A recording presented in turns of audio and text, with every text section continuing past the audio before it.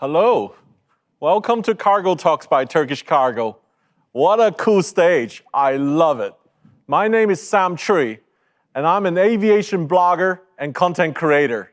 Today, I will be moderating Cargo Talks live from Istanbul, the global hub of Turkish Cargo, and one of the most critical connecting points. We'll be spending the next 3 hours taking the pulse of the industry and discussing future trends. I hope you will all enjoy the program with me today. Well, personally, I have been monitoring and recording aviation's response to the pandemic since day one when it started. Within the aviation industry, there is that great sense of responsibility to deliver its duties. So aviation came to rescue during the last 12 months with flights to repatriate citizens back and transporting much needed medical supplies, masks, PPE to where it's needed. Along the time, we saw many rounds of lockdown across the world, with thousands of passenger planes grounded in an unprecedented way. And this almost broke the logistic chain. With the vanishing of passenger flight belly space, many airlines, like Turkish Airlines, have converted their passenger aircraft into freighters to meet the customer needs. Personally, to me, the air cargo industry has been the underdog in aviation. Many have underestimated the importance and contribution of cargo logistics to the global trade until this pandemic. It is the cargo industry keeps the supply lines moving while we are all at home. And clearly, this pandemic has highlighted the importance of cargo logistics to keep the world moving. If you work in the air cargo industry, perhaps there is no such thing as normal. This is an industry always responding to rapidly changing situation and crisis. I call it crisis management. It is all about problem solving to meet end needs and deliver on time. And I hope many of you would agree with me here.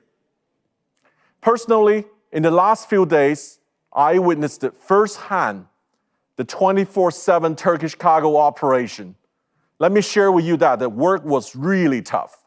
There were so many external factors could cause a costly delay, such as the weather, the curfew, the regulations.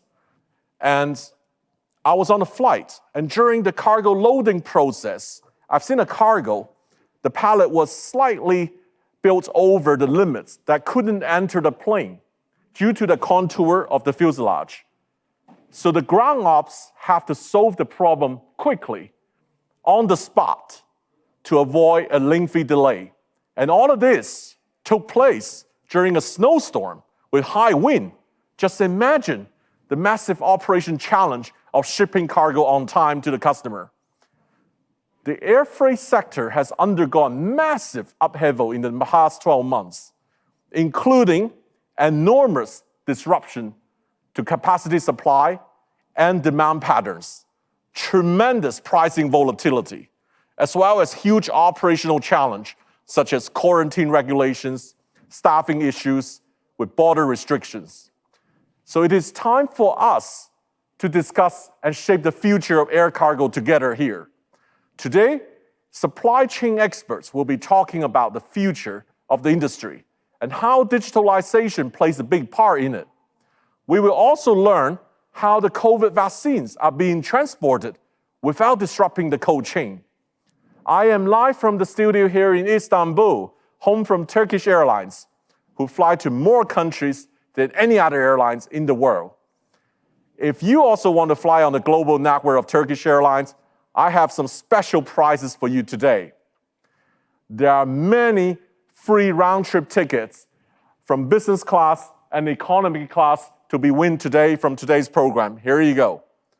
And I need all of you to participate, so please watch the program and don't go away. And now I would like to invite Mr. Eker Aycu, Chairman of the Board of Directors and Executive Committee of Turkish Airlines, for the opening speech. Welcome, Mr. Ek.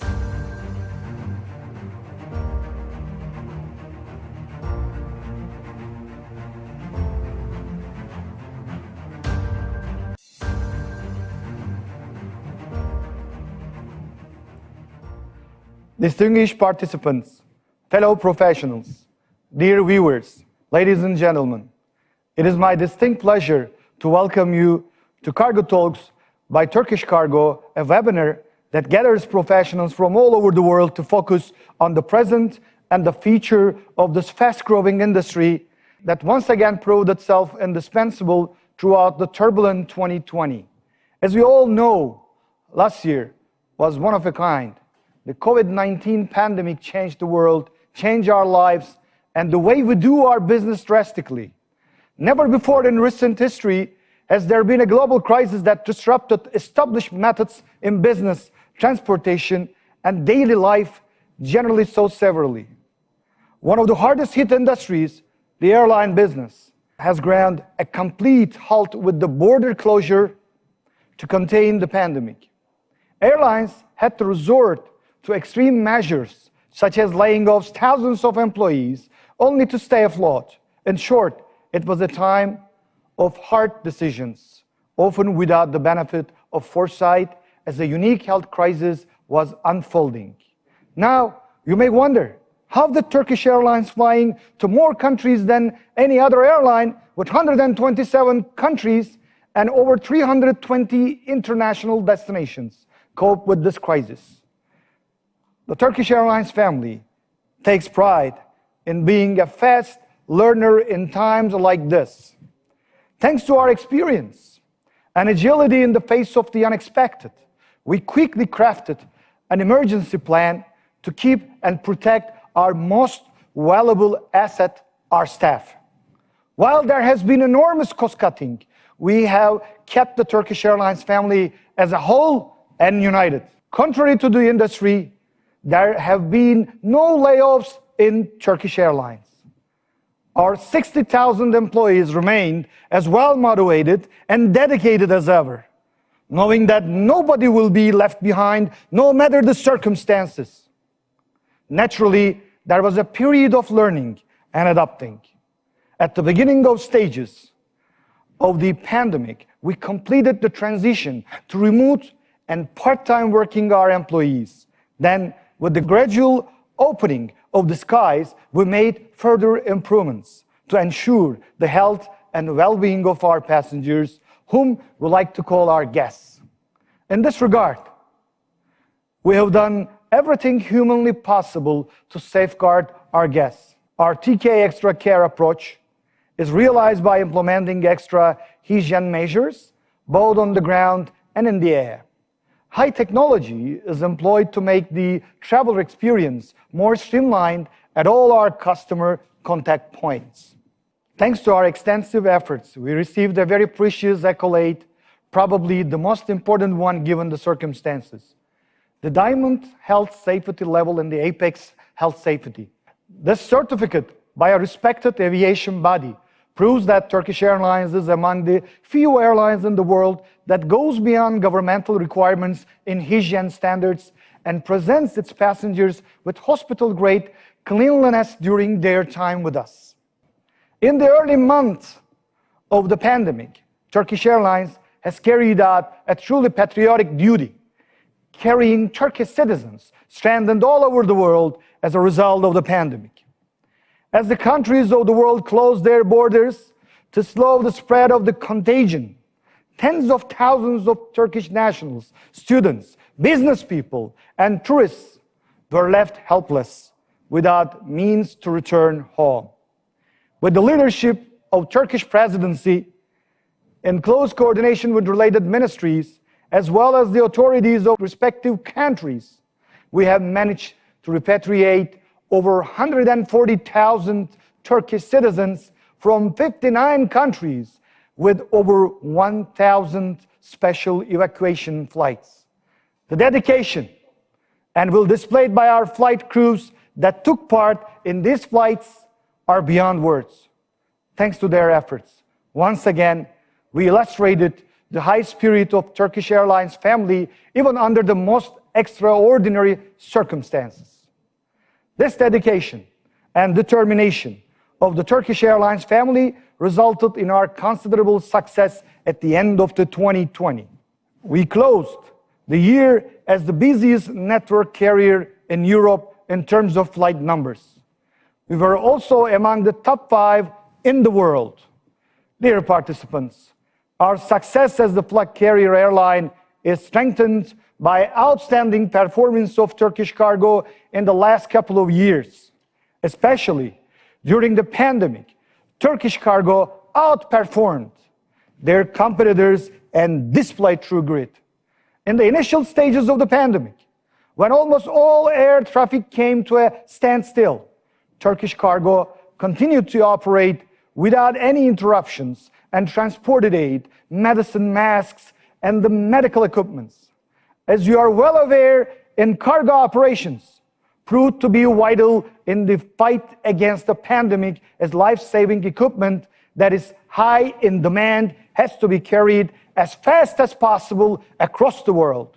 The spread of the pandemic affected each and every country severally, and the need for the fast and secure transportation of medical supplies became more pressing than ever. In 2020, Turkish Cargo was among the top 3 air cargo companies in terms of the medicine and medical supplies air cargo volume. In this regard, we have pioneered the utilization of grounded passenger aircraft for cargo use, turning the crisis into an opportunity. In this way, Turkish Cargo's 25 dedicated cargo aircrafts were supplemented by some 50 passenger aircrafts picked out of our fleet of over 360 aircrafts for their capacity and efficiency. As the aircrafts put into good use in a cargo role, our cargo capacity increased significantly. During the height of the severe pandemic conditions, Turkish Cargo turned into one of the top 5 air cargo companies in the world before finishing the year 2020 as the 6th largest air cargo company, up 2 spots from 2019's 8th ranking. Turkish Cargo's global market share is 5% of the total 1.5 million tons of air cargo shipments. To put it differently, 1 out of every 20 air cargo shipments is carried by us.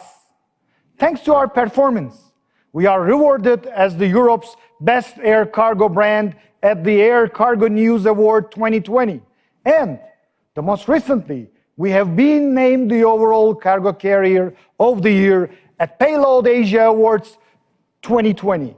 It gives me great pride to say that Turkish Cargo displayed the necessary dedication and innovativeness under such difficult and unusual conditions and come to the fore as an exceptional and aspirant air cargo company.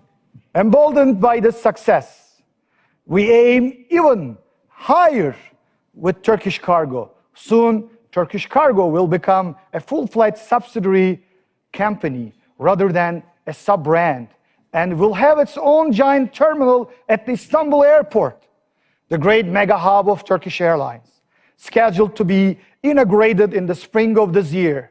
This state-of-art facility is named Smartest. Once all of its phases are completed, Smartest will be the largest industrial building with a closed area of 340,000 square meters and will be able to handle 4 million tons of cargo per year. This modern facility will also underscore Istanbul's continent-spanning location, providing the perfect gateway for commerce between East and West. Dear valuable fellows, the resounding success of Turkish Cargo in the worst year in aviation history underlines a single notion: the importance of serving as a global bridge in the international supply chain.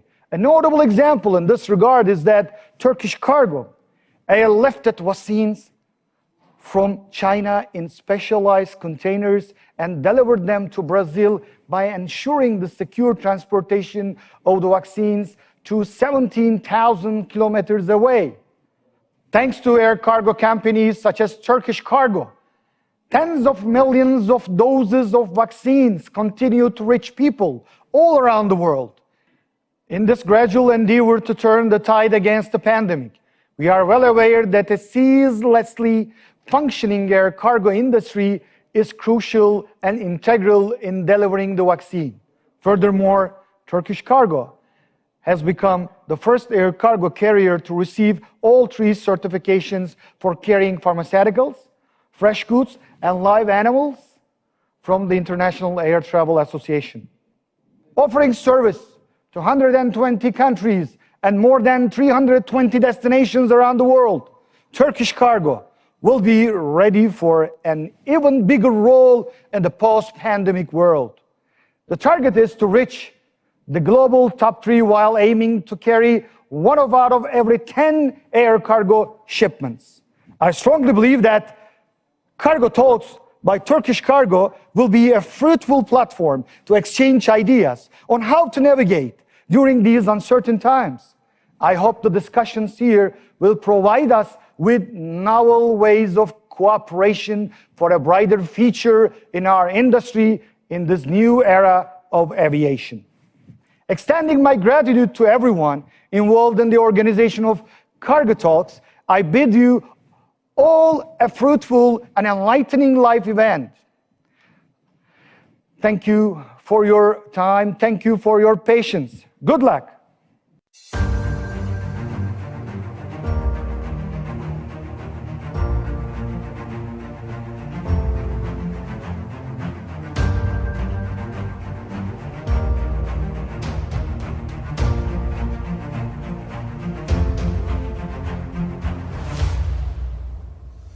Thank you, Mr. Iker Aju. Now, I would like to invite Mr. Turan Ozen, Chief Cargo Officer, Turkish Airlines, for the opening speech. Let's hear from him how Turkish Cargo handled the crisis and increased the market share during the pandemic.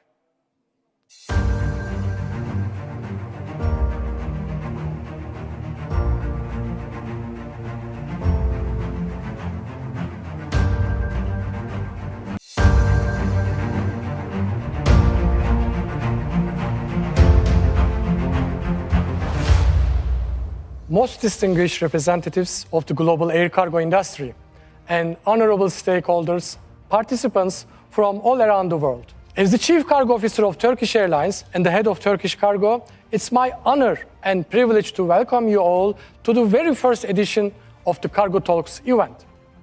Via the event, we aspire to bring the leading stakeholders of the industry together by focusing on the present and future of the global air cargo market, which is becoming more and more crucial for the world economy and also vital with respect to its well-being.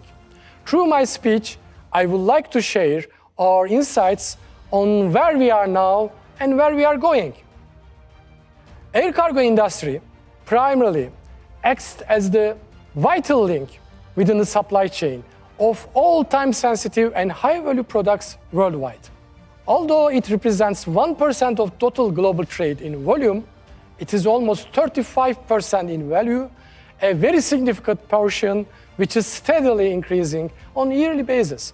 The industry is carrying products valued more than $6 trillion while enabling critical supply and value chains for many industries, from e-commerce to pharma, from automotive to fashion, and from electronics to machinery. The industry is unique with its time advantage, visibility, standardized handling, and service quality. Air logistics is vital for global mail traffic, and no doubt many events, sports organizations, concerts, and races are all organized thanks to air cargo. In the last decade, the global air cargo industry grew steadily in parallel with the international trade. During the course of such period, the international freight ton-kilometer levels managed to grow during 8 of 10 years. During the last decade, air cargo industry has grown with 2.5% CAGR. Then comes 2020, a historic year with an unprecedented impact to the world and its economy during the last 80 years. This was certainly a challenging year for the supply chains as well as the airlines, and thus a combined shock for the air cargo. Many industries, in particular aviation, were severely hurt. According to the data reported by ICAO, global passenger figures declined an average of 60% in 2020. Besides the estimated COVID-19 impact on the scheduled passenger traffic in the world as compared to the levels reported for 2019, represents an overall decline of 50% for the seats offered. Furthermore, we can see an approximately $370 billion of loss of passenger operating revenues for the airlines. Such sudden contraction stems from the changes in passenger habits and in particular the traveler restrictions. In parallel, the air cargo industry faced several problems, starting with global volumes shrinking due to a supply shock, followed by a strong demand decrease in several conventional industries and the lack of belly capacity on the other hand, due to the grounded passenger planes. Up to 60% of total air cargo capacity was impacted by the passenger travel restrictions and the demand fall. Airlines resorted to various strategies to overcome such problems and applied many different and creative ways to create more capacity, such as cargo-only passenger flights, passenger deck loading and seat removals. Passenger freighters, in other words, freighters, became the lifesavers not only for airlines, but also for many countries where cargo capacity was scarce. The heavier supply chain disruption in other transport modes, such as ocean and road shipments, created additional impacts on the air cargo flows worldwide. This period that we are going through since a year now has shown the flexibility and agility are indispensable for airlines. Accordingly, it is vital to take the right steps as quickly as possible. We initiated our first passenger freighter to Kiev as early as mid-March, and by the end of the same month, all of the TK fleet in the skies was Turkish Cargo freighters and passenger freighter. During such crucial period, we accomplished to initiate our total fleet to mobilize the whole freighter capacity, including belly and passenger decks, and to respond to crisis with agility. As a result, through March to June, we succeeded to maintain a significant part of our global network, up to 130 regular destinations, which made Turkish Cargo by far the largest air cargo network in the world, as it was before the pandemic. When the travel restrictions were at their highest levels in April and May, we have operated more than 180 passenger freighter flights weekly by employing 50 different cargo-friendly passenger aircrafts. Today, Turkish Cargo operates the 6th largest freighter fleet, and being one of the youngest one, our fleet today consists of 25 wide-body freighters flying to 96 freighter destinations. Accordingly, during 2020, we have operated around 2,900 cargo-only passenger flights. Starting from the beginning of the pandemic, we have carried over 50,000 tons of healthcare product and medical equipment all over the world. While other networks were dissolving and losing meaningful connections, we have kept our cargo network intact and made additions to protect the majority of our passenger-only destinations and increase the total destinations over 130. These flights are the physical evidences of our commitments to our customers and business partners, but most importantly, our efforts to fight against the global pandemic. With the good news coming from the vaccine companies by November and December last year, the vaccination process were initiated in the world. As we are expecting that the vaccine production and vaccination efforts will expand and accelerate throughout this year, the air cargo industry, for a second time in a row, will show its enormous value to the world's citizens. IATA sees the transportation of vaccines as the mission of the century, and we are glad to see more and more alignment and preparations going on day by day. We have in our hub built additional cold rooms of 1,200 square meters and increased our passive and active container capacity significantly. We have built up an internal task force for COVID-19 vaccine shipments and developed projections as based on the existing and potential traffics. In the light of the recent investments, I am proud to say that we are now able to transport, handle, and deliver up to 40 million doses of COVID-19 vaccines throughout the world in a single day. With a global market share of 7.5% in pharmaceutical shipments, we are among the most active carriers in the vaccine transportation, and we are committed to being fully involved throughout 2021 with ever-increasing vaccination process. In order to overcome the challenges posed by pandemic, we have also speeded up with the digitalization of our work processes. We believe that technology is fundamental to respond quickly and be agile to ever-changing needs of the world markets. In fact, the pandemic period accelerated digitization throughout our industry as well as for the others. For instance, digital customer communication systems such as chatbots and online reservation systems started to expand day by day. TK Go, our booking portal, became so popular during this pandemic period that we quickly invested to improve TK Go for better user experience and response times. Afterwards, we have decided to integrate into digital marketplaces. Recently, we have finalized the development of API gateway to directly integrate with our forwarders and digital marketplaces. With this API, forwarders with whom we integrate are now able to directly make booking, manage spot rate processes, see current schedules and other fee types, and take the advantage of special offers offered to them. In this system, information moves much faster and lean processes lead. In addition, when it is fully integrated with all leading digital markets in the industry, all forwarders will be able to perform online booking, spot fees, and cargo tracking transactions. In this way, our customers will be able to perform their transactions online 24/7 without any intermediaries. On the other hand, we also developed our WhatsApp chatbot called Kargo. This system has helped us to deal quickly and satisfactorily with many of our customers in a time of busy and constantly changing schedules, especially in the initial phases of the pandemic. You can easily learn the up-to-date schedule and track your cargo with the help of Kargo.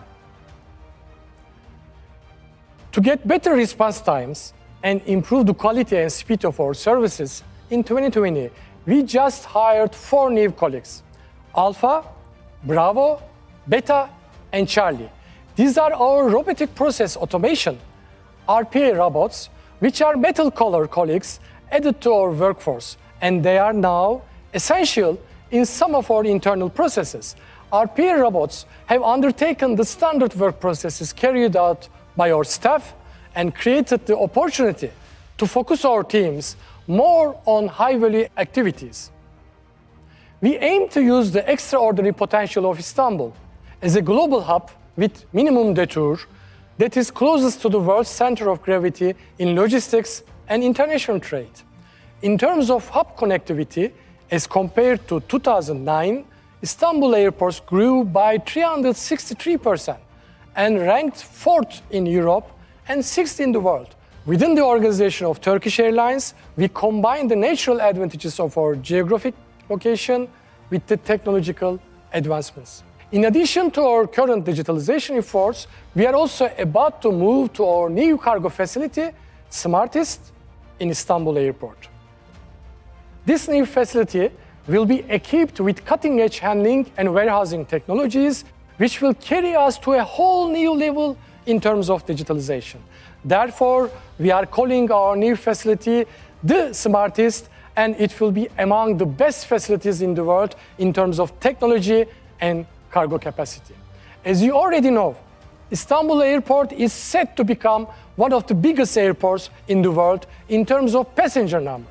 But it is not widely known that Istanbul Airport is also set to become one of the biggest cargo airports in the world.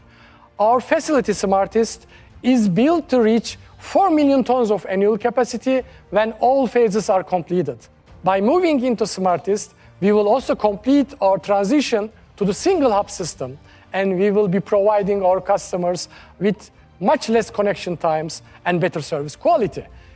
In Smartest, we aim to use modern technologies such as automated storage systems, 3D ULD planning, wearable technologies, unmanned ground vehicles, and integrate them fully into our warehouse management systems and work processes. With the help of all such added capacity and technology, we are confident that we will raise the bar even higher. Esteemed participants, I would like to further give you some insights about how far we have come until 2021. In terms of freight ton kilometer, among all IATA airlines, we had ranked 22nd with a market share of 1.8% just back in 2015. In just 6 years, we have more than tripled our freight ton kilometers and ranked 6th with a market share of 4.7%. At the peak of pandemic, our market share reached to 5% so that we were able to transport one of each 20 cargoes in the world. As Mr. Aycı, our chairman, mentioned in his speech, we are welcoming 2021 with a new facility and new corporate identity. We always believed in this saying that what customers perceive is your reality, and put our customers at the center of everything we do.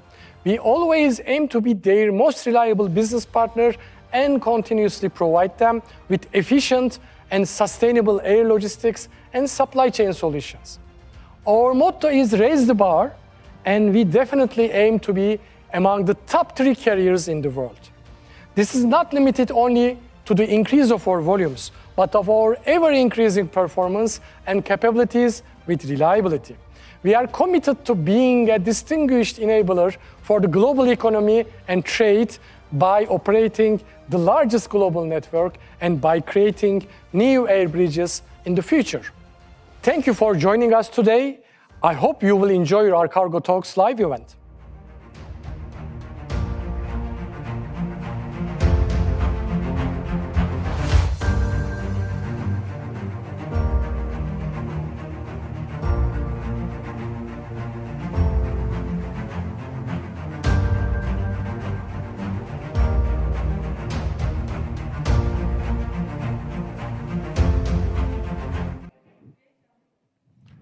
Well, thank you, Mr. Turan Ozan. That was a lot of valuable information you gave us. Especially air cargo is only 1% of the whole cargo carried, but 35% of the value.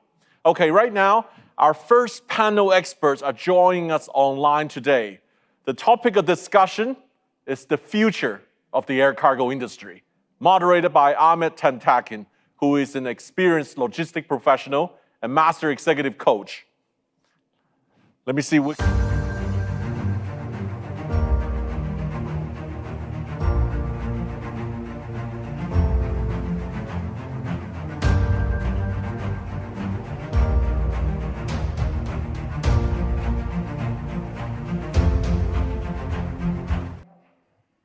Okay, welcome, Mr. Ahmet. Hello, how are you? I'm looking forward to hear about the future of air cargo. So the stage is yours. Welcome. Thank you very much. Thank you. Welcome for joining us from the Americas. Good day to those who are joining us from Europe and Africa. And good evening to those joining us from Asia and Australasia. My name is Ahmet Tamtekin. I am the managing partner of Engage for Results consultancy company and a visiting lecturer at Catch Business School's Supply Chain Master Program. Today we will be talking about the future of air cargo, and I am joined by very distinguished guests. I will introduce them to you one by one. We have got from Singapore, JC Yip. She is the general manager of cargo logistics development at Changi Airport Group. Hi, JC, how are you? Hello, thanks so much, Ahmet.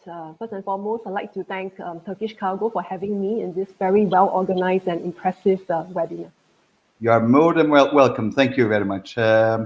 We also have Peter Pansel. I think Peter is joining us from Paris or from France. He's the Chief Operating Officer of Air Freight at Siva Logistics. Hi, Peter, how are you?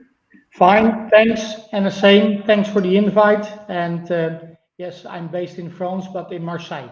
Ah, okay, very good. Oh, of course, Marseille, the beautiful Marseille. Yes, indeed. Thank you very much. We have got Professor Dr. Wouter de Wolf. He's the director of CMAT at University of Antwerp, Faculty of Business and Economics. Wouter, how are you? I'm fine. Thank you very much. And a hi from a snowy Antwerp. Oh, very good. Thank you as well for inviting me here at this webinar. So far, I've been impressed with the setup and the organization. So well done, Turkish. Thank you. Thank you very much. And we have Marco. Marco, you are in, I presume, in Utrecht, in Netherlands. Marco is the managing director at Seabury Consulting. Hi, Marco. Hi, Ahmed, and indeed also hello from snowy Utrecht. Ah, okay, snow there as well. Very sunny time in Istanbul at the moment. And we have got also Dr. Cor de Man. Dr. Cor is the Senior Vice President of Cargo Sales for Turkish Cargo. Dr. Cor, how are you? Thank you, Ahmed. I'm well, and greetings from a snowy, cold, but also sunny Amsterdam, where I'm at the offices today, enjoying a great Cargo Talks conference. And thank you very much to our esteemed guests on the panel to join in to what will be an interesting discussion. Thank you. Very good. We will be talking about the future of air cargo, and I want to define what we mean by the future. We are not talking about the next coming years when the world will be recovering from the COVID-19 crisis, nor are we talking about 40, 50 years ahead of us when probably UFOs will doing the cargos. So we are really looking at 2030 to 2040. So 10 years from now, we will try to discuss with our distinguished guests, how will the cargo scenery look like in 10 years from now? A lot of things are happening. Regional development are differential from one region to another. Trade blocks are changing. The aircraft designs are changing. Lots of things are changing. There are things that we cannot estimate as well. So I'm all very curious about finding out what our distinguished guests are thinking about how the cargo will look like in 10 years from now. So without much ado, I will start with my first questions to Marco. Marco, can you tell me, how will the demand change in the next 10 years in terms of where will it come from, and how will the consumers with e-commerce and so forth, what are we to expect in the next 10 years? Yeah, thanks, Ahmed. And perhaps to answer that question, of course, COVID is impacting us, even for the longer term. But it's interesting to look at the long-term history in terms of, how have we grown and what are some of the key trends that we can learn from history for the longer-term future.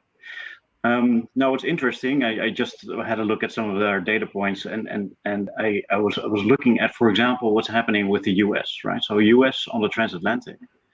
We are basically, back at the levels from 2000. We were transporting as much cargo in 2000 as we did last year on the transatlantic both ways.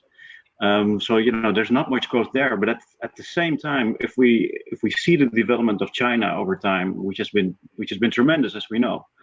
But just to give you an idea, China trades with the U.S., which is now the largest individual country-to-country trade flow in the world. Despite all kinds of trade barriers and obstacles, has grown 4 times as much in this 20-year time frame. So between China and US and China, we have developed enormously on that individual trade lane alone, and China in general has been doing marvelously, I would say, in terms of global air freight. Now, the big question is, how will that continue going forward? What we are currently analyzing in a lot of detail is the so-called China +1 strategy, right? So there are lots of talk around big manufacturers developing a secondary place besides China to manufacture their goods as a potential fallback. We will be analyzing that even more. We are seeing actually quite recently quite some developments in Southeast Asia, for example. Markets like Vietnam already well known, but there are other countries in Southeast Asia which are doing particularly well, and we're expecting for the longer term to becoming, also manufacturing powerhouses. Not as big as China. China will remain by far the biggest manufacturing powerhouse of the world. So hey, just to put some things into perspective, some trade lanes there hasn't been much activity, and maybe going forward, We won't expect enormous high growth rates. Some other countries, China to remain a manufacturing powerhouse of the world, but also new countries, new emerging countries coming up. So maybe with that, I'll give it back to you, Ahmed. Thank you very much, Marco. Thank you very much for this insight. I'll ask the same question to Wouter, actually. Wouter, do you agree with Marco? Yes, I tend to agree largely. Of course, air cargo is a derived demand. So there's no real demand for air cargo. There's demand for the goods underlying the air cargo demand. So I tend to agree with Marco. Of course, everything depends on how trade, the geopolitics will evolve. I'm personally more optimistic as well. I think there will be an open trade, maybe less nationalistic. And I fully agree with Marco that Asia will be and will remain the powerhouse within 10 years' time. Not only China, I think countries like India, Indonesia, Vietnam, watch this space, the China +1. The +1 could very often be one of these countries. You also see GDP growing there quite fast, which means there might be some additional trade, which might be some additional import coming. So I personally think that the center of gravity, which indeed, as Marco was saying, in the 60s, 70s, 80s, was between Europe and the United States. You see the center of gravity moving towards the east. So basically, I confirm what Marco is saying. Well, very good. We are looking at a very positive outlook and also a shift in the center of gravity of demand. That must be affecting the value chain. JC, what do you think? How will the value chain react to that? Right. First and foremost, I agree with what Marco and Walter has mentioned about the shift in terms of the trade flows towards the east. But I'd like to shift this discussion a bit towards consumer purchasing behavior. I'm sure my fellow panelists here would agree that we have already seen a paradigm shift in consumer purchasing behavior, more towards online shopping as well as e-commerce. So if I may bring some IATA data, so in 2020, almost a quarter of the world's population is already shopping online in one form or another. And I believe that post-COVID and in the next couple of years, and even in the longer term, this trend will continue to intensify. Now, if we look at the air freight profile and composition in recent years, we are already seeing a shift from conventional cargo to higher proportions of special cargo, including temperature-controlled shipments as well as e-commerce. Now, just to focus still a bit more on the e-commerce. So recent reports have also indicated that today, about 10% of global air cargo volumes are accounted by e-commerce, and it is projected to expand to about 20%, double by 2022. And Ahmed, to your question, it's, the next 10 years, this share will continue to rise exponentially. Now, with the increasing dominance of e-commerce in our air cargo sector, I believe that traditional models and relationships will also change. The air cargo industry will shift from conventional B2B driven business to a more consumer-centric one. So what does it mean? This means that there will be a higher demands on air cargo sector as consumers like you and I, we want our parcels to be delivered like yesterday. Faster, cheaper, and with more visibility. So all these forces will certainly drive changes and will have impact on our operational processes and approaches, on technology adoption, and also infrastructure demands, both physical and digital. Very good. Very good. Oh, this is getting more and more exciting. Big changes are looming. Thank you very much. And Peter, I mean, there is this balance between the freight forwarders and integrators. Will that be affected in the coming 10 years, you think? Of course, it will have impact, because if the numbers of the e-commerce, and then it's also dependable how those streams will be booked and who will own that air freight capacity to flown. Because we just heard that the customers, they want to have it today, preferably yesterday, but are they always willing to pay for it? Or are the ones who are offering the logistics tell everybody that the transport is for free. And we all are in this industry, and we know that air transport is not for free. And we see also the results of a lot of carriers after COVID breakout that the airlines are struggling because no tickets sold, and that reduced a lot of air cargo capacity via the passenger network that those carriers are operating. When you see the combination between the freight forwarder, the integrator always had their place in the market by being a solution selling vehicle. And they keep doing that. Also for them, capacity is essential. Do they have sufficient capacity to deliver the needs for the parcels that can be shipped with a certain cost element? And there you will see that there will be some shifts, of course, because the ones who control the capacity will be more and more in the driver's seat. Will it be the same when all the passenger aircrafts will come back into the market? That will be always a big discussion. Where will that shift of certain business move? Will it move back to the freight forwarder side or to the integrator side? And that's all dependable on the trade lanes and on the business that they are facilitating. Because I think with some knowledge about the capacity that was pulled out of the market, that if you see the total market pre-COVID, air cargo market uplifted by passenger aircraft, that was close to 60%.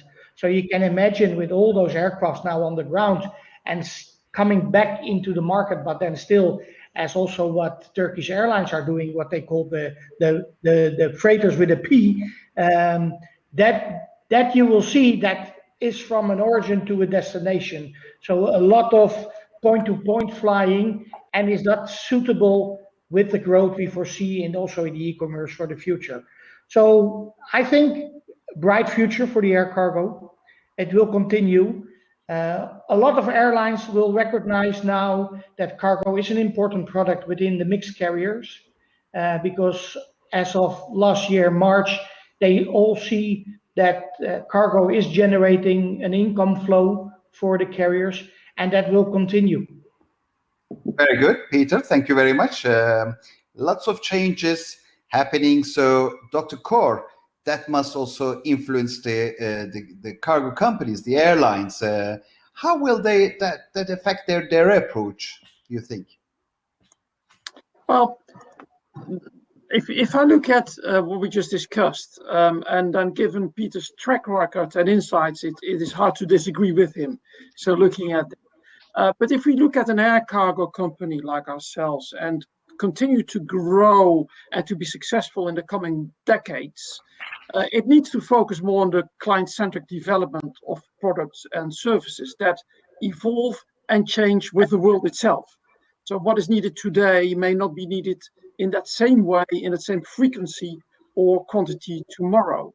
And the question we could ask ourselves, will it continue to be a derivative demand, as our esteemed guest said, or can it become a fixed value within the algorithms that increasingly support the management of global supply chain? Because we see the upcoming of the artificial intelligence there to meet the demand to deliver a package yesterday that you ordered only today. That is the ultimate dream of the e-commerce shopping. And currently, pharma and life sciences are now hot. Well, you need to keep them cool, but they are the hot topic. The vaccines, transportations, catching the public eye and interest. Yet, if I look at the past few weeks of our operations, a lot of flowers were sent across the globe to ensure the Valentines of this world can enjoy the 14th of February. So here's my tip to all listeners, and I thank everybody who's listening in to our great conference. It is this coming Sunday, so grab that opportunity to make your loved ones feel extra special on that special day. We can use some love in this crazy world of the pandemic. But no matter how fancy or well-constructed, defined and sexy products are, none would have any value if operational excellence, ease of doing business, a global network and an intertwined delivery of such through both belly and freighter is not planned with a view of the future instead of a view of the past. So supply chains increasingly are expected to deliver flawlessly on time and in full. And here, the better you do, the higher the expectations are for tomorrow. And so the focus on core competencies, commitment to excellence, and client centricity are the elements that thrive when there is a culture of passion to be the best, to become the best we can be, and to drive ourselves to the point where clients up and down that supply and demand chain count on the Turkish Cargo in this case to be a given value. And to that, the upcoming opening of Smarties, the world's most advanced hub, and our ongoing investments in technology, and especially our investments in human capital, are testament of Turkish Cargo ambition to be that differentiator in this exciting market. So a complex answer to a complex question. We need to be prepared for that future, and looking a decade ahead, it's investment in technology, in network, and in people that will help us sustain that demand. Very good. Thank you very much. So you are stressing the importance on the operational excellence with these changes. Let me shuffle the sequence of questions, and I go back to Peter again. Peter, give us an insight about how the demand and supply, the balance between demand and supply, you think will change. I mean, there was talk about the fact that demand will grow, and the nature of it will change, but how will that be balanced against the supply, you think? Let's open my crystal ball. Yes. Because that is the thing, and especially after the pandemic, to manage that. And again, we are still using that pre-COVID, but at the end of the day, we are now close to a year already executing the business as what we saw happening in March or slightly before March last year. No, of course it will have a big impact because capacity still is an issue. GDP in most of the countries is growing, so that means that people saved a lot of money, but they want to spend money because that's a human behavior. So a lot of companies are having discussions at the end of last year. Hopefully passenger network is coming back, so capacity is coming back. So from a shipper's perspective, when we started to have the dialogues, what will have the impact of the vaccine movements? Will it be as big as Marco and the team said in August? But also they see now that we are in 2021, that the impact was not as big as we expected mathematically in August of previous year.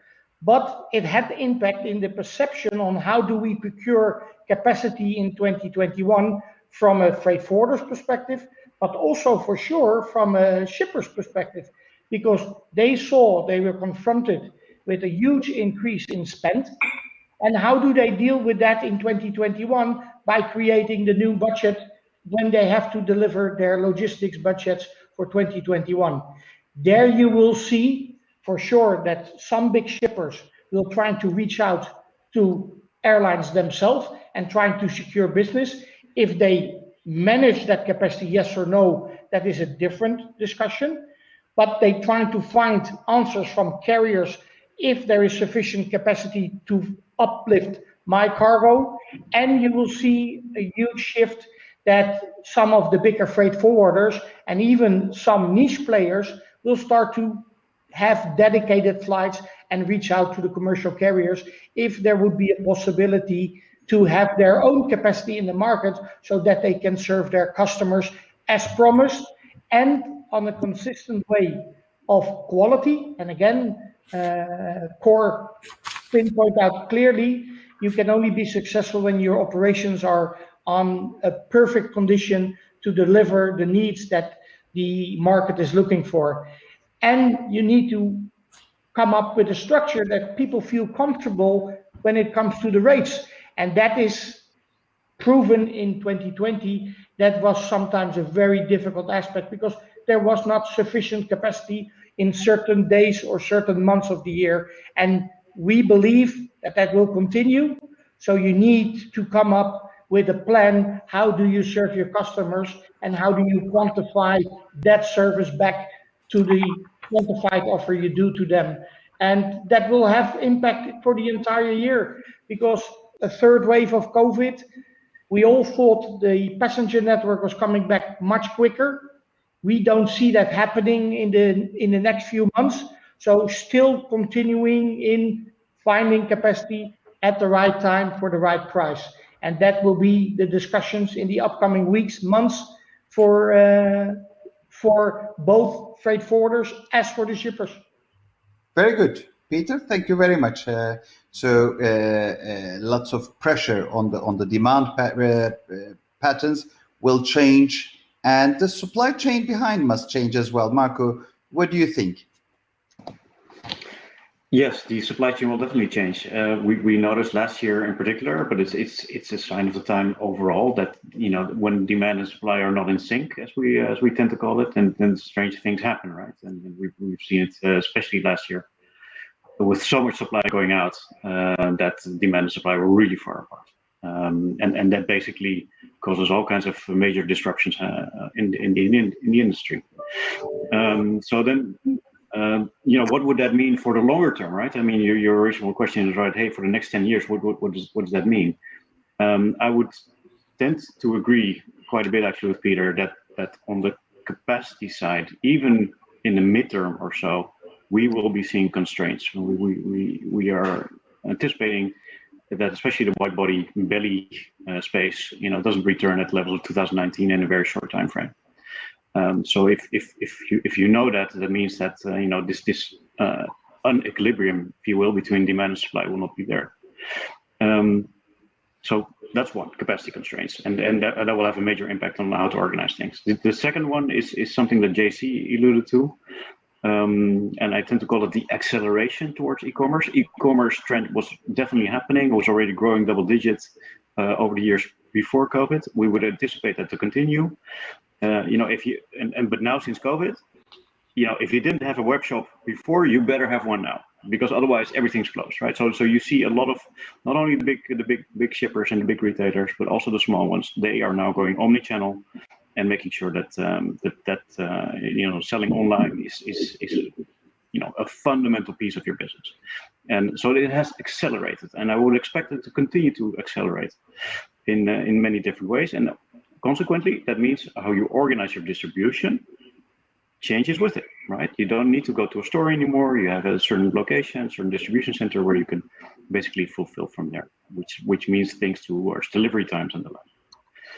And then the other acceleration, if you will, is around sustainability, and not so much for the transportation industry themselves, but more towards the goods that are being transported. We know that we're going more into electric cars. And if you have an electric car, you need a lot more semiconductors to be able to operate that electric car compared to a traditional car. At the same time, we have seen this enormous semiconductor shortage last year, which is affecting the whole industry. It's affecting tech, it's affecting automotive, and it's affecting electric automotive, if you will. And that is also accelerating. So we're accelerating towards a sustainability platform, which means that what we are transporting by air is also changing, and the delivery times of those goods is also changing. So, expect a lot more high-tech semicon parts, if you will, or related, to be flying by air out of some key markets that we've talked about before, China, Southeast Asia. So, again, capacity constraints, major factor, which means differing supply chains, the acceleration of e-commerce, which will drive, how we organize do our supply chains from a distribution perspective, and the acceleration of certain goods flying by air due to sustainability. Very good. Wouter, do you agree with that? Up to a large extent, I agree. Of course, if you look within 10 years' time, I am somewhat of a different opinion.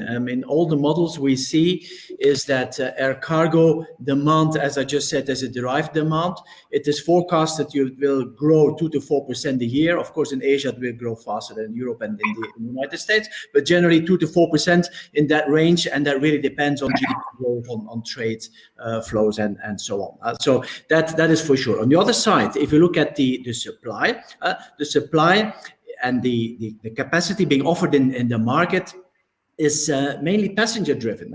As Peter was also saying, for the moment, indeed, we don't see any passenger flights, and it will probably take 3, 4, maybe 5 years before we're back on track. But the forecast for passengers growth is 4 to 6%. Once again, Asia on the higher side, especially India, China, Indonesia, this type of countries, they grow faster. So you may also not forget that you have more and more wide-body aircraft, which are cargo-friendly, coming onto the market. Cargo-unfriendly 747, A380s are being replaced by smaller aircraft, but which are more cargo-friendly, 787, A350, and so on. So you also have to look at the passenger flows, and in 6 to 10 years' time, you really see these passenger flows taking off again. So you really see this capacity coming back onto the market. Even faster than the cargo growth. So all the models show that we will get out of that capacity squeeze. And then, of course, you have another variable which we haven't talked about, is the oil price. If the oil price remains low, which all forecasts for the moment is that the oil price will remain low over the next 5 to 10 years' time, then you will see even older aircraft, even some older freighter aircraft will be back, will remain online. So I see a capacity increase, and I increase faster than the demand for cargo, which means that the golden time which you have for the moment might disappear from depending on which side you are. So don't think about, wow, it's doing great. In 3-4 years' time, things might change, and in 10 years' time, for sure, we will have a capacity growth which is significantly higher than the cargo growth. Of course, so there's some underlying positive factors, as JC was saying. You have the e-commerce, but do not forget as well, we talk about cross-border e-commerce in Europe and the US. We have lots of domestic e-commerce. In Asia, you have a bit more this intra-Asian cross-border e-commerce. So I tend to agree, yes, in the short term. In the midterm, yes, as well, with Marco. But in the longer term, I definitely see capacity outpacing demand. Again, a phenomenon which was already happening before COVID that will continue within 10 years' time. Very good. I love it when there are different opinions, and then that makes a good quality webinar, I think. Thank you very much, Wouter. And we will no doubt discuss about that a little bit more. In 10 years' time, Ahmed. You put the recording. Time, yes. We will look at Peter's crystal ball. I think he will. That's an important element, eh? Very good, indeed. Because I totally think differently about that. I don't think that the passenger aircraft will come back that rapidly. First of all the airlines who went into the COVID times, they will reduce the fleet, earlier retirement of aircraft because of costs, the cash flow situation of a lot of airlines. Then the passengers can grow. Which airlines will be then growing in which part of the world? And will that facilitate in a general growth of air freight capacity availability? I don't see that happen that quickly. So I'm slightly more pessimistic when it comes to that. So that the cargo capacity needed will be for at least the next 5, 6, 7 years being under scrutiny. Because who can afford buying those expensive aircrafts to upload those passengers and getting back the aircrafts that were already pre-COVID flying? I think they are still on the right number of aircrafts to optimize the load factors of the majority of the airlines. So I really have to see if that will happen. Very good. Well, the way I look at it is when I see such big experts having slightly differing opinions, then I would say to the shippers, be careful and think for 2 scenarios, both of the scenarios. Capacity is outgrowing or being less than the growth of the demand. So I think it looks like there are differing opinions, which is very good. So we are not looking at the future. If we could see the future that well, 10 years ago, who would have guessed UK would be not part of European Union? Things happen. So it is. There will be different opinions, and it's it's very good. I think we talked reasonable amount on the demand and the demand patterns. But what about the infrastructure? So, JC, how will the future airports, cargo systems look like? I mean, Turan talked about smartest. Will that be the trend? What will the future cargo facilities look like, and airports as well? Yeah, so if we are looking at the longer term horizon, 10 years and beyond, I'm a firm believer that the airports will continue to play an important role, if not even more important role, as an orchestrator to develop a vibrant, agile, and sustainable air cargo ecosystem in each of our air cargo hubs.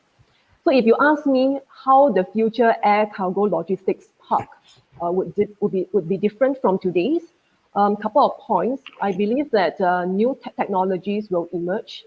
Today, we have already seen capitalizations of machine learning, AI, the IoT, and robotics. These technologies will mature and new technologies will emerge to further automate our cargo processing capabilities and also to enhance supply chain visibility. And earlier, Peter talked about integrators. In a few years' time, I think even now, I believe that the meaning of integrators are also being redefined. If we see e-commerce giants like Amazon and Alibaba, they are in the process of gaining full control of the entire supply chain, including air cargo capacity as well. And I also like to bring up that with the rise of the sharing economy, I think we are very used to ordering food online and ordering car rides. So with this, new operating model will also emerge. So instead of independently owned facility and services, perhaps shared facilities and services will become the new norm in the longer horizon.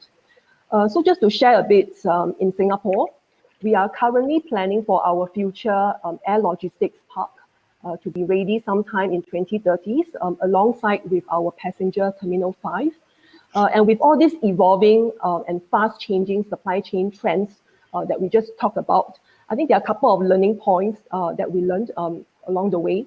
I think first and foremost, while we need to plan early and try to anticipate the future, there should always be flexibility being embedded onto our master plan to allow all of us to be nimble as well as agile. And I think it's also very important that the community come together to take on a very inclusive approach when it comes to logistics park planning. There should air cargo stakeholders, both the public and private. Now, coming back to the e-commerce, right? Not only warehouse processes need to be streamlined and need to be modernized, but not forgetting we also need to look at every touch point of the supply chain, including cargo security, custom processes, and even border control processes. The last point that I'd like to make is that I also believe that airports, we are well placed to digitally connect the different stakeholders in the air cargo supply chain and create a very safe environment for different stakeholders to share data to enhance overall supply chain visibility. So before I pass back to you, Ahmed, I just want to reinforce that, in time to come, in fact, maybe it's happening right now already, end-to-end visibility is no longer a good to have, but it's going to be a must-have. Must-have, it will be. Yes, indeed. JC, thank you very much. Now, my attention goes more and more towards the future, and I want to imagine how it will look like. Dr. Kaur, what are your thoughts on that one? I want to talk about the fixed-wing drones for the future. Do you think that will be a future? I mean, that will probably give the flexibility that JC is talking about, the agile and nimble supply chain. Do you think the fixed-wing drones will be something of the future? Well, Ahmed, thank you. This is an enticing question, and it's great to hear those different views all around the center theme. And I thank you all participants for this great discussion. And looking ahead, I actually hope we can invite you all to come and see Smartest when it's finished. And let's then continue that discussion sitting all together in the same room and keeping us social. I think that would be great. But in this world, there is a lot we know, but there's a lot more that we do not know. And humanity does not even know for sure what she doesn't know.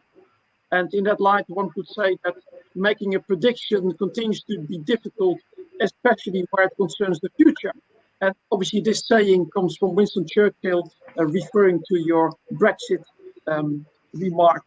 No one could envisage that 10 years ago.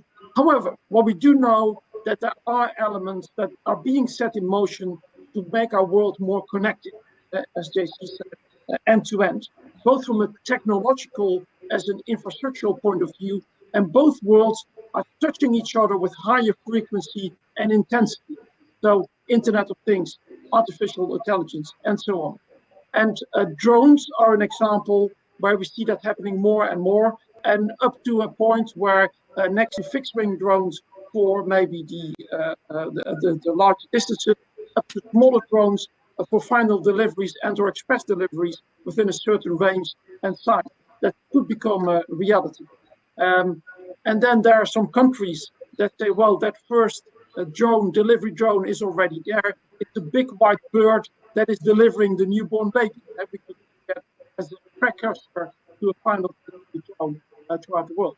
And I noted that actually McKinsey is organizing a webinar a couple of weeks on this subject, and that further supports my theory that there is value in the deployment for particular routes, particular shipments related to drones. As for the mainstream air cargo, I don't think that drones will replace the complex orchestration of freighter and belly capacity that is interactively adapting to a constant change in demand, driven by technology, seasonality, or as we are experiencing today, the global effects of the pandemic. So drones for the future, yes. How exactly that is best applied, what is the best dimension, weight, radius, and what degrees of freedom do they need to or can be allowed to operate? All these questions that need answering, and it looks that these answers can only be gotten through trial and error. And to me, that proves again that air cargo is one of the most exciting business domains that will keep on evolving to the benefit of the world. As I hope this provides much for the growth. Dr. Kaur, thank you very much. I'm sort of imagining the skies full of fixed-wings drones. If I don't know whether I will live to see that site as well. So you are saying yes for the future, but there are a lot of questions. A lot of questions, and there will be restrictions because this is also to do with an unmanned vehicle, basically cruising along our air skies. We don't know what's on board. We don't know where it's going. There's a lot of questions that need to be answered on that one. And I think the first step will be for the smaller delivery drones, because that's much more controlled environment, and that will be the first step to see how and what it can be applied. Thank you very much. Well, very interesting stuff was said in this panel. I had seen a film of Woody Allen. He was learning speed reading, and he read War and Peace, and he summarized it, saying that I think it's happening in Russia. So I will make a similar summary without going into the detail, a little bit better than Woody Allen. So what everyone is agreeing on is that there will be a great increase of demand in air cargo into the future, and that the demand will be more coming from Asia, and the center of gravity will be a little bit shifting towards Asia. And as JC said, and many of you have confirmed, e-commerce will exponentially increase, and so that will put pressure on who owns the capacity, as Peter was saying. So there will be probably more dedicated flights and so forth. And what else did we say? In the airports, whether there was a debate about whether the capacity will outgrow the demand or not. So there were differing opinions on that, and which is very good. We said that the demand patterns will change. The fact that e-commerce will increase the importance of omni-channel supply chains, and the content of what is being carried, such as semiconductors, will change. And the airports, the cargo facilities will be very nimble, very agile, and it will be there will be a lot of automation. And finally, we said that the fixed-wing drones will be something in the future. We know that, but in what shape and form is yet to be decided. I have been receiving lots of questions from the audience as well, and now this is the really lottery. So let me see the first lottery is JC to you. So it says, question to JC. Airlines and airports now realize the value of cargo. Do you think that the same investment will be done to monetize the services and make it much more accessible for trade? Today, it is very restricted as airlines selling to limited number of stakeholders.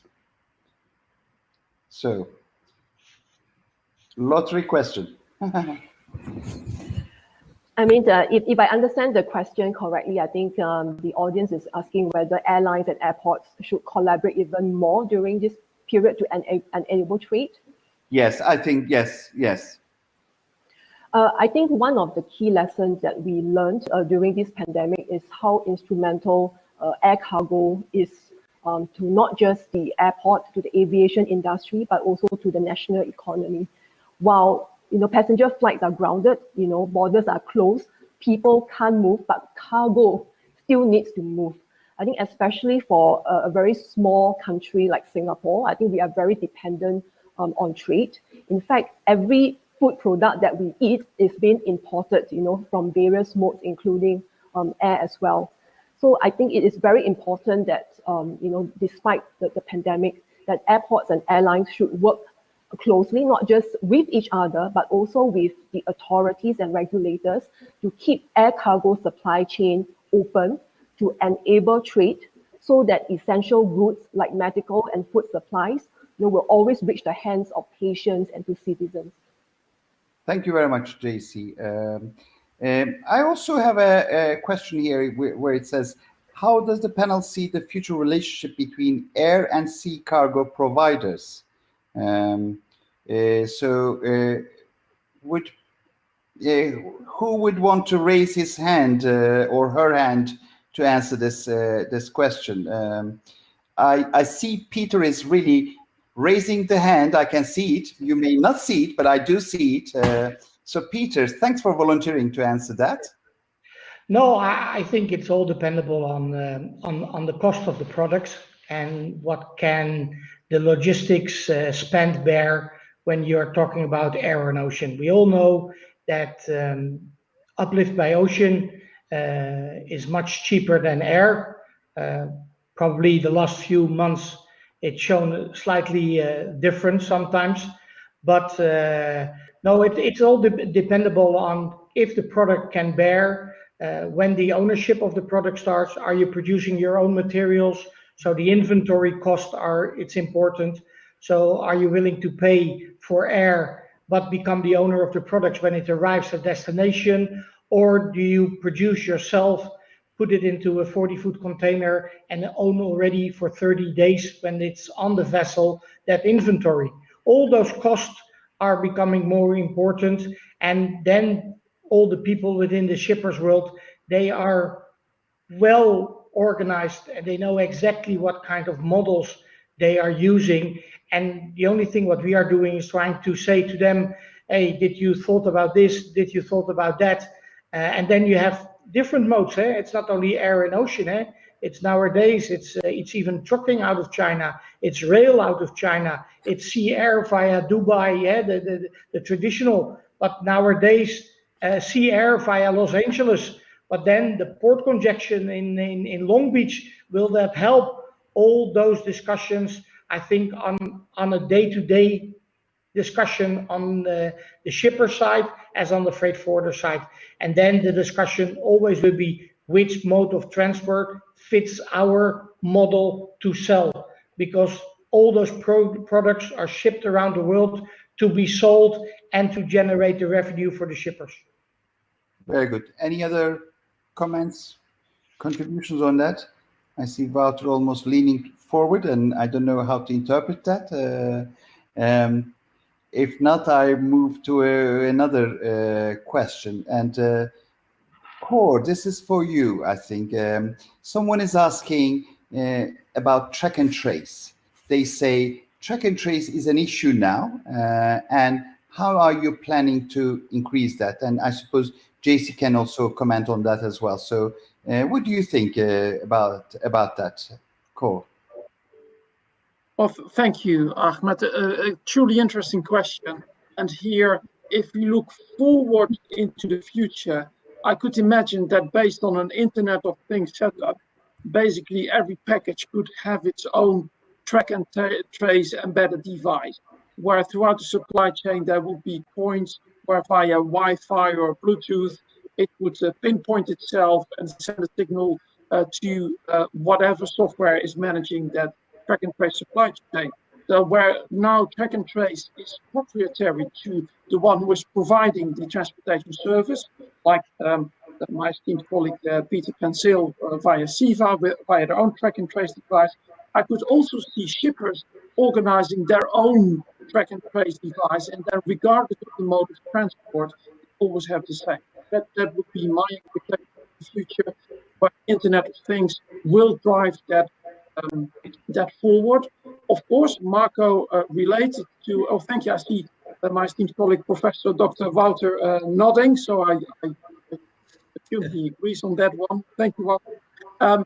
But Mark also said, currently we are in a supply crunch where it comes to all the processor chip necessary for that. So the actual factual rollout of such a scenario could be delayed by the current crisis. But that is what I would say. Thank you very much. Any more contributions on this subject? I'd like to add, Amit, that apart from the capacity development over the next 5 to 10 years, I think that also JC said that as well, the air cargo community building and the further digitalization, these are the two biggest challenges, I think, for the air cargo world within the 5 years to match. And these two are more like soft factors rather than hard factors, and that is linked to the track and trace challenges that air cargo currently has. That's why I think indeed that further air cargo community building, where everyone has its role, where you start to sharing data, sharing systems, connecting systems, and the further digitalization, these are two very interesting things to watch over the next 5 to 10 years. Very good. Yeah, if I may just weigh in my opinion. If you look at the air cargo supply chain today, it's still pretty fragmented, and there are many touch points along the way. And each stakeholder is holding to its own data, right? The airport has data, the shipper has data, the freight forwarders have data, and the airlines have data. But in my opinion, right, for us to really reach end-to-end shipment visibility is where I think everybody needs to come together to share data. And when we talk about data, it's not sometimes it's not just about location. When it comes to temperature-controlled shipments, I think we're also very concerned about integrity of the shipment, whether there is any temperature deviation. So I think it's important that all the stakeholders come together to start collaborating and share data in a very safe environment. And I think now is the right time, because as what we all mentioned here, we have the right technology now. We have blockchain technology, we have cloud chain technology that will enable more reliable and safe data exchange. Very good. Wow, what a beautiful debate! What a good panel! Thank you very much. Thank you very much, JC. Thank you very much, Peter. Thank you very much, Marco, Dr. Cor, and Wouter. I think that was a fascinating debate. I hope the audience enjoyed it as well. Thank you very much for the answers. And I hand it over to Sam. Thank you very much. Thank you so much. Thank you. Goodbye.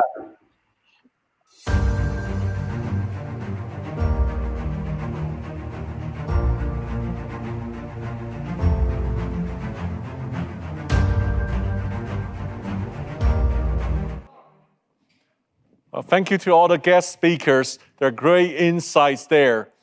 And now, let's have a break. And during the break, you can play an online game. It's called a Cargo Road. And I highly recommend you to play the game on your computer instead of the mobile phone. Our game is interesting. Nowadays, we all want to get vaccine, right? And the game is about a man will run around all the cargo containers to collect vaccine. The more you collect, the higher score you get. So just got to be avoiding those roadblockers. Now, there's a big prize for the highest score. You'll win 1 free economy class round-trip ticket to anywhere on Turkish Airlines global network. I'll be announcing the winner at the end of the program. Good luck and have fun.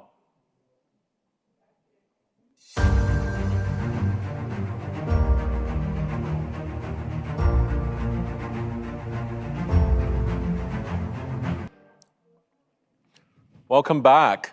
How was the game? Was it too easy? Well, there will be more chance for you to win more tickets, this time in business class. It will be a fun quiz game at the end of the webinar. So watch us to the end. We'll have more chance to win tickets.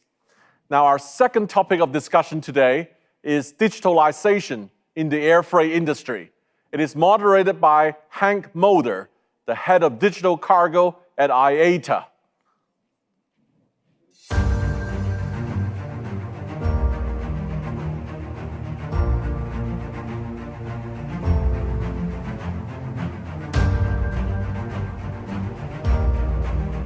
Invitation of Turkish Airlines.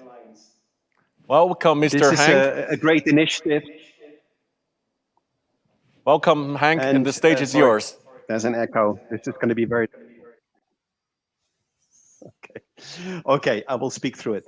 Thank you very much for the introduction here. As you can see around me, there's a terrific panel of experts, and then we will introduce in a minute. But before that, I would like to thank Turkish Airlines for the initiative in organizing the cargo talks. The topics that are on today's agenda are super relevant. More than any other time do I feel that these sort of panels are necessary because we need to understand where we are and what's going on. We are in a very strange time in the air cargo industry and in the world, really. This whole COVID-19 crisis has changed so many things. And we're just trying to figure out what exactly has been going on here. I mean, just a year ago, we were all coming to terms with teleworking and operating our business remotely, something that we weren't prepared for, even though we had been doing digitalization for a long time. And then in the meantime, we had to deal with changes in the capacity, the whole infrastructure, everything that's going on. And now we're talking about COVID vaccine distribution and everything that goes with it. A lot of things are going on. And then if you sort of look at digitalization, it seems to me that it's become far more important than it was before. It's always been important, but somehow in a very short time, it's become a very central topic. And I think today we have a tremendous opportunity with the experts that I have around me here to look into that. We have a number of topics we're going to discuss, but what I hope we can walk away with is to get a good understanding of what are the key priorities today? What are the issues that we're addressing? Because many of us have this question, and I'm sure many among you have that question. Speaking of which, while we're speaking, if you have any questions, feel free to put it in the Q&A box that you have there. Then at some point we'll address it either during the talk or at the end of it. But by all means, don't hesitate. At this point, I think I would like to introduce the panel to you. And in fact, I will start by myself, a very brief introduction. So my name is Henk Mulder. I'm the head of digital cargo at IATA. I have been working in digitalization for my entire career, but in cargo really only for the last 5 to 10 years in different functions.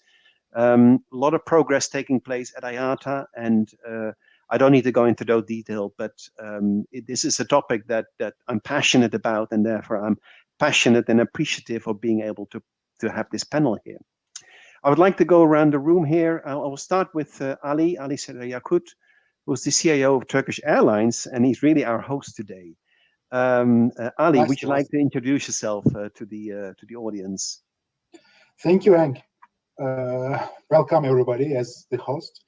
Yes, this is Ali Serdar Yakut, and I am the CIO of Turkish Airlines, and recently I am the CEO of Turkish Airlines Technology. So we made a decision to go with the technology company and put some stamp on the ground for airline business and cargo business. And we started with the cargo business, in fact, because we see a lot of challenges over there and a lot of opportunities as well. So I think we will have a lot to discuss. So let me push the microphone to the rest of my colleagues so that we can start. Thank you, Ali. The next panelist I would like to introduce is Svi Schreiber, who is the CEO and founder of Freightos. And I discovered from his bio that we share an interest in physics. So one day we'll have to pursue that on a separate call. Svi, would you like to introduce yourself? Sure. Thanks, Hank. Thanks, Turkish Airlines, for having us on. So Freightos is a group which is all about digitalizing international freight. And specifically, Freightos has a subsidiary called Web Cargo based in Barcelona, which is really the leading platform for connecting freight forwarders and airlines. So we're used by 2,000 freight forwarders, representing about a third of the world market, for rate management, quoting, and now more and more for instant electronic booking with the airlines. Thank you very much, Svi. The next person I would like to introduce is Stefan Noll, an ex-colleague and colleague of mine, who is currently the head of digital engagement and transformation at Champ Cargo Systems. Thank you very Stefan, much. please introduce yourself to the audience. Thank you very much, Hank. So I'm working for Champ Cargo System, one of the leading software company in the cargo arena. We have two types of products, mainly software applications, enterprise systems for airlines, ground handlers, and also freight forwarders, TMS. And also we have another pillar of our company, the messaging. We are one of the largest cargo system operator. Thank you. Thank you. Great to have you here. And the next panelist is Matthias Hurst, who is Director of Global Air Freight Initiatives at Agility. Matthias, go ahead and introduce yourself. Thank you. Hello, everybody. At Agility, I'm responsible mainly for the carrier integration and collaboration with the industry. I'll also provide consultancy for the network. And because of this, I'm very much aware of all the issues around the topics of digitalization. And yeah, that's why I give all my passion to the subject. And I think Hank knows that from the various IATA working groups I'm busy with, I would say. I'm looking forward to the panel. Thank you very much, Thank you for having me. And indeed, we all work together, actually. All of you, we have lots of engagement in different capacities. And so kind of feel that this is a home game. I suggest we get into it and make best use of our times to really address these questions around digitalization. And the first question I want to really sort of set the scene here and look back a little bit to really find out where we come from and where we are. And so one question that you could ask could certainly be pre-COVID. It's a question that I've asked many times is where have we failed in digitalization? Because in my view, we haven't got as far as we should have gone, certainly if you compare ourselves to some other industries. So, but perhaps looking beyond how far we've got and whether or not it's good enough, what didn't work and what did we expect to work, but it isn't working as well? And in the current context, what has COVID-19 changed? What are the new priorities and what's going to happen next? And so that's a fairly broad question. So I'm interested in hearing your views. The first panelist I think I'm going to ask now is, let's start with Matthias. Matthias, how would you respond to this statement and these questions? Well, I mean, failure is defined by the expectation we measure against. And I'm not sure that all the stakeholders in the industry have the same expectations. So that's the one thing. And the other thing is, I mean, we're not at the end of the process, so we don't really know. If you ask me, I would say we didn't do very well so far. And I can see two main reasons for this. The number one reason I would say is that people still do not see digitalization as what it really is. They still think it's a representation of a paper object or electronic representation of a paper object and related processes, but they don't see the true power of actually having those elements shared. And that's, I think, where we need to go. We need to go away from storing documents electronically in the document management system.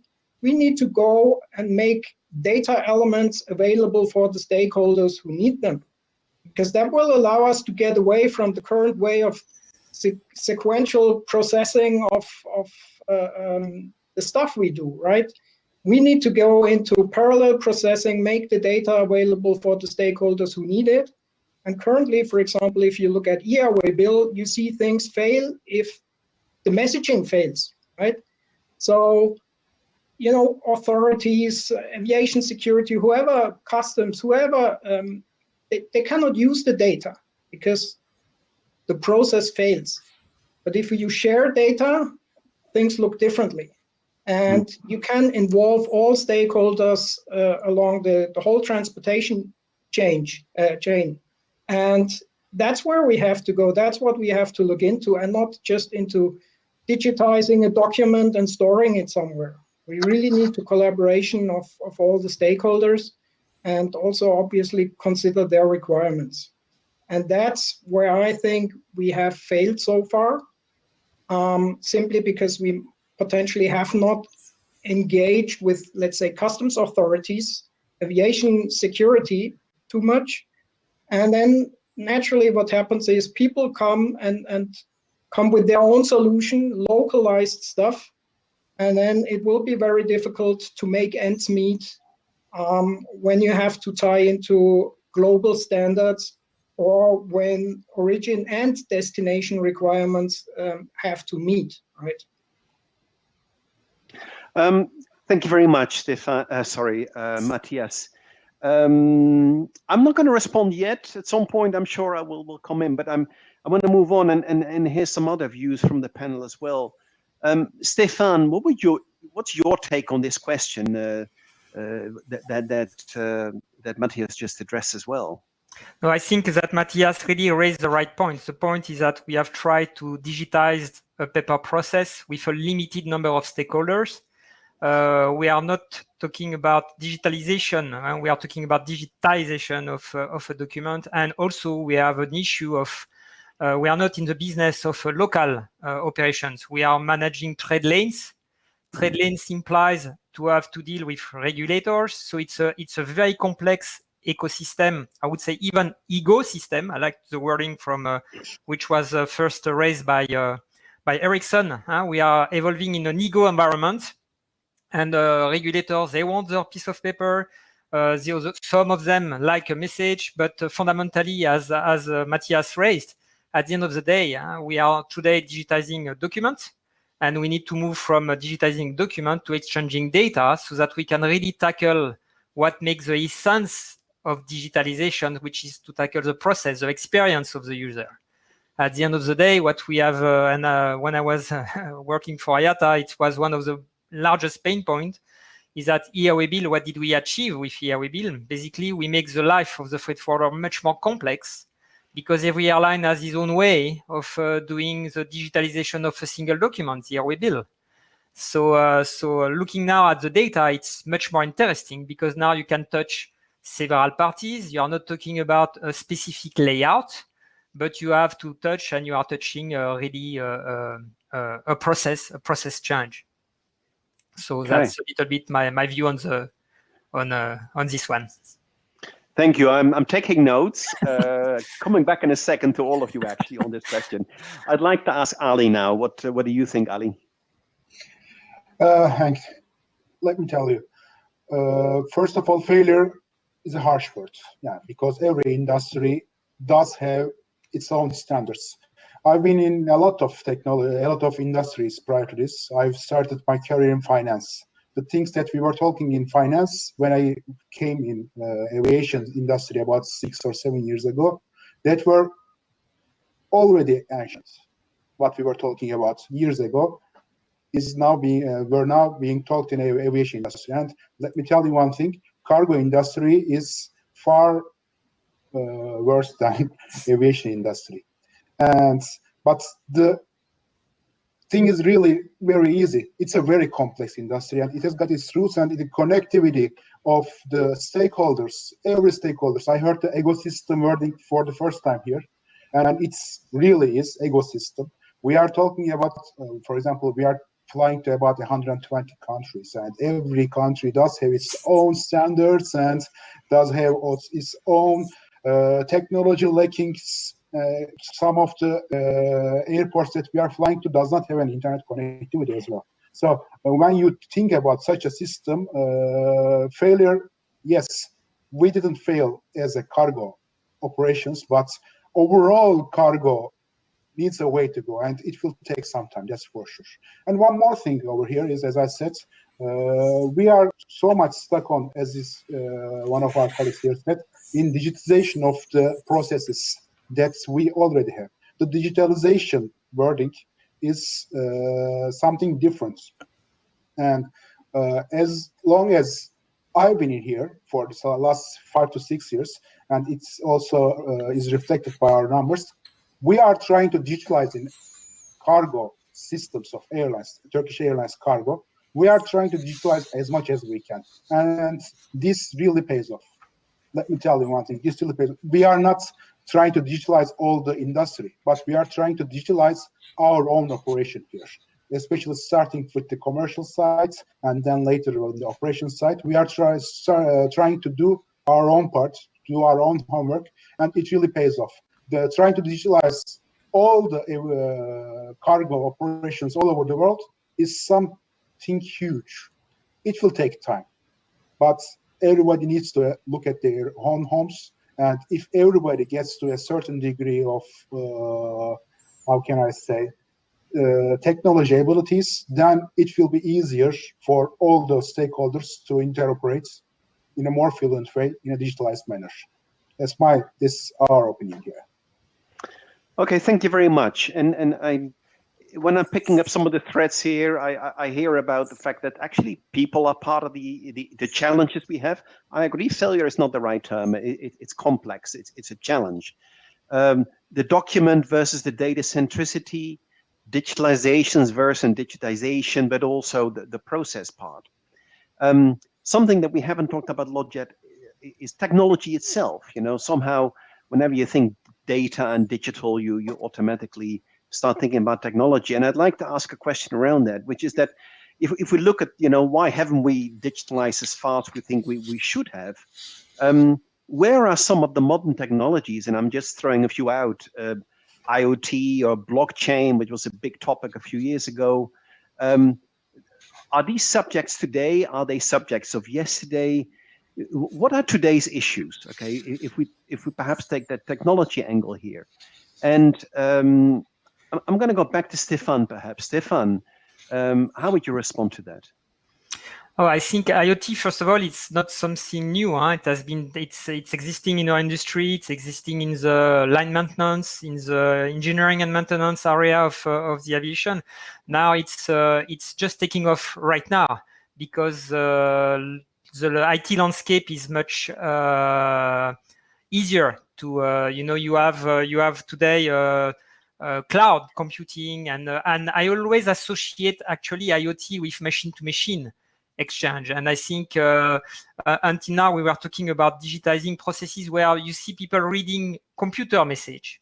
But with the IoT, it's not about reading an IoT message. It's IoT. It's something for machine to machine, and that's far completely different. But if you keep your paper process and you have an IoT, I'm pretty sure you will have people looking at what the IoT is saying. To that, it will recapture manually somewhere in a system. So it's really adopting now just more than just an IoT device and putting a device. It's really how you absorb the data, how you automate, and how the people can react to or be guided by an IoT device. So the communication is fundamentally different. We are not anymore in an, I would say, in an analog. You are in a really digital environment where the IoT has to drive the process. And we are not yet there. An IoT is there normally to tell you, in case of pharma, to tell you, oh, watch out, I am going outside temperature range. Please come to pick me up. But if you don't have the infrastructure behind, if you don't have the cloud computing behind to task you, there is no point of putting a very nice sensor just to do archaeology, because this is what we are using IoT today. And when I say archaeology, that we wait that the shipment arrive at destination to know what was wrong. So we are looking at the past. IoT is really something to drive the processes, to improve the processes. So I think we are just starting off now. And you at IATA, you have a very interesting program because, of course, IoT is a very complex IoT manufacturer, a lot of complexity with airlines. Every airlines have the acceptance IoT process, which is very complicated. Yeah, each one has a different process to do the acceptance of the device.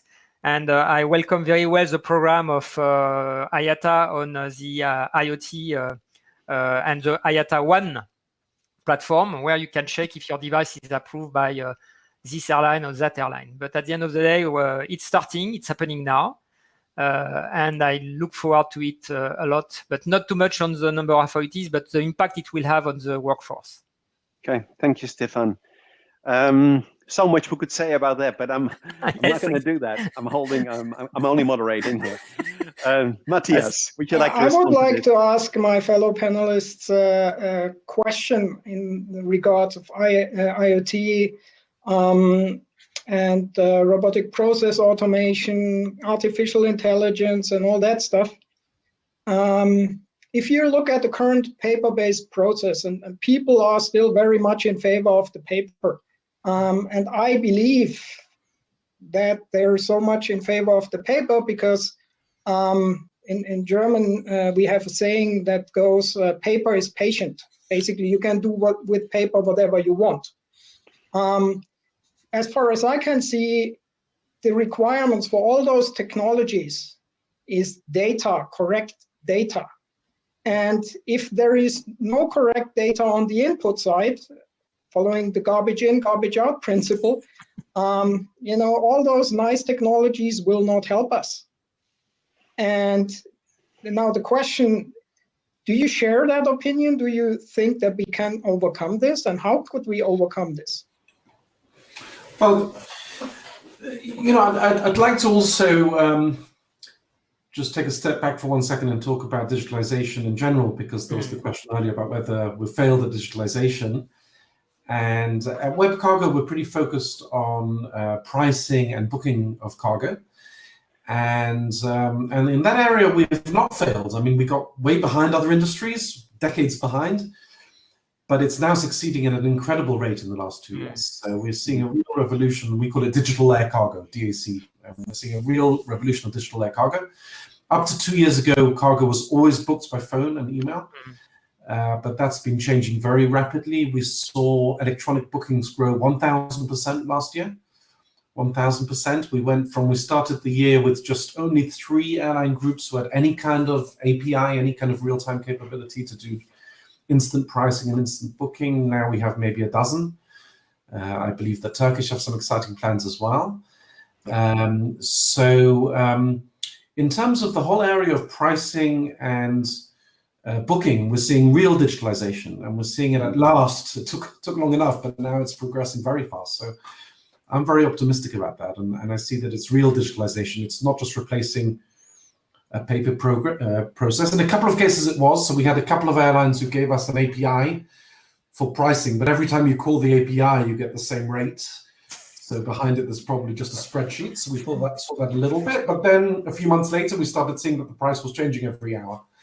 So now we've got more than a dozen major airlines who are giving fully automatic, pricing, which is dynamic, and that's real digitalization. So I'm very optimistic, at least in that whole area of pricing and booking. See, it's only part of the whole process. Exactly. Right? I can only talk about what I know. Yeah. But it's an important part, because that's where it starts. Sure. But to go back to Matthias' point, I think he's totally correct. I mean, the fundamental challenge we have to address, the pricing is just the first step where you do a quote, and you manage if you take your booking. But what happened to your booking if you deliver wrong data and you end up in Paris, USA instead of Paris, France, for example? That's not going to solve the customer experience. So you can have on one hand, and that's the challenge, and this is the harmony we need to look for. You don't need to have a very sophisticated booking engine and pricing system if on the other hand of the channel you have you end up your cargo in Paris, USA instead of Paris, France. So that's so to go back to Matthias' point, I think he's really spot on, is how we do share the data among the community, and not just the air cargo community, the ecosystem I was mentioning before. We need to open it up to shippers. We need to focus on trade. Cargo is a consequence of trade. And that's why the role of the shippers, the role of the regulatory agency are critical.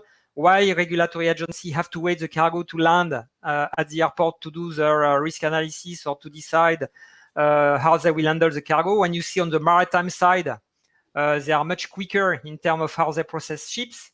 So to cut a long story short, it's really nowadays to address the data factor. And here, I think, Hank or Ali, I'd like to hear what you have done also on the passenger side, because on the passenger side, you have been extraordinarily very well on digitalizing the passenger experience. And I think you just start now with the cargo experience, from what I understood. Yeah, this is a very large topic that we are talking about right now. First of all, from Hank's questions, the IoT and blockchain and such sort of stuff. Yes, these words are very sexy words, very fancy words, but the hype cycle, the saturation of those, this requires in different industries in different times. Yes, ecosystem is so huge, so complex in aviation industry, and cargo industry it's more complex because there are several more layers. The handlers and forwarders and such sort of stuff. There are more layers in cargo industry, and that data that we are talking about, which needs to be optimized in order to get good commercial results and get good experience, is lacking right now. But it is progressing. It really is progressing. We need to focus on the right technology. For example, in Turkish Airlines, Matthias told that, for example, RPA cannot be used right now because data is not really very, we cannot depend on the data. But when you look from your angle, your view, in Turkish Airlines in 2020, the horrible year that we faced, we have changed a lot of our manual processes to RPA in cargo. This let us do a lot of efficiency in our processes, and also in addition to that, it also affected the well-being of our people as well, because we do not want our people to work in the offices and to work in manual things, replacing them by robots. I am not talking again about whole ecosystem. I am talking about the little angle here, the cargo operator that we are running right now. There are a lot of processes in it as well. If you look on the new real digitalization of that, this will be a basis of all the cargo industry. So those question marks about the changing of data, the blockchain that was very hyped 2 years ago is now getting in a more secure way to exchange data. This will come. I am pretty sure it will come. When there is a fancy word that comes to our world in technology, eventually somehow gets into our world. But it takes time for some tech industries. It has got its own speed in different industries. It will come, but we need to first focus on our own companies, as we do in Turkish Airlines, and later on the regulators like IATA and the other stuff, they can help us with the regulation of all the ecosystem. That's how we are about those buzzwords in Turkish Airlines. Okay, thank you, Ali. I just wanted to pick up one point, perhaps from Zvi. You talked about this phenomenal growth last year in the booking and rate distribution platform area. Now, you have been around a while in that particular space. You've obviously believed in this for a long time, otherwise you wouldn't be there. And so this growth came all of a sudden. were you expecting that one day there will be such a breakthrough? It's almost a bit like the opposite of a hype cycle, where all of a sudden it becomes a success? Or was this really a surprise to you as well? Well, we kept expecting it and kept getting disappointed, and then it happened. It's been a long time coming. I always joke that, not joke, but I always comment that digitalization of passengers started in 1963. That's when American Airlines set up Sabre, to start doing digital. It wasn't internet, but electronic, let's say, electronic booking of passengers started 58 years ago. So I think some people have been waiting for 58 years for cargo to. So yeah, I've been in this business for since 2012, and I couldn't believe there wasn't already APIs and dynamic pricing and electronic booking for cargo, and I couldn't believe it in 2013. I couldn't believe it in 2014, and suddenly in 2018, one major airline introduced an API, and then a couple more in 2019, and now in 2020, 2021, it's just taking off very rapidly. So I think we were expecting it sooner, but very exciting that it's now really happening. It's I agree with your disbelief. I also spend a lot of time disbelieving that things are not happening, but then at the same time, like, you get that breakthrough like this, and all of a sudden, and this is one that's there to stay. I'm quite certain that particular trend that you're referring to is there to stay, and it's exciting to see that activity. And also, actually, I don't know if it's good for you or not, but it's good to see more companies joining that space. Yeah. I think it helps everybody. So in that sense, who knows? One of the areas that was almost the most behind may well be leading some of the changes in other areas. I think also it's worth just very quickly adding that obviously this is helped by all the challenges of COVID, but the idea, I mean, before COVID, airlines had cargo rates, which were seasonal for 6 months. And that's obviously just insane in an industry where schedules are changing daily. So this was just in time for COVID, and COVID is accelerating it, obviously. I'd like to move on to another question for the panel, because we have some other more interesting questions to come through. One of them is how we tie all this together. We've heard some of the challenge here, the complexity, the people, the data, digitalization, trends, all of that stuff. One question is, 20 years ago, if you'd have asked me, okay, what's the solution? I might have said to you, why don't we just make one big platform for the whole world, and that will solve all the problems. We'll all connect to it, and there's one lucky company that is going to do this for us. Is this still a realistic vision, that we can connect the various service providers, the GSAs, GHAs, forwarded airlines, customs, security, all of that in single platforms? Or is there another model that we should be pursuing today? And I'm going to start with Svi this time, because you are one of the platform developers, and there are some others in the room here, I'll get to them too. But Svi, is that still a vision, or is this completely the wrong track? I don't know. I think that for pricing and booking, I think there will end up being one dominant platform. I don't think there'll be just one, but I think, not to blow our own trumpet, but I think Web Cargo is a clear leader there. So we're hoping to be a leading one, but I think there will be others, and there's some other good companies in that space as well. But we don't have ambitions or knowledge in handling. So if there's going to be one platform which is end to end, it's not going to be us, because we only know parts of the ecosystem. But you, just to stay with you, I know that you'll cooperate with other companies. You do partnerships with other companies that provide these sort of solutions. Is that a direction where we connect the expert systems together and create what is essentially a virtual platform?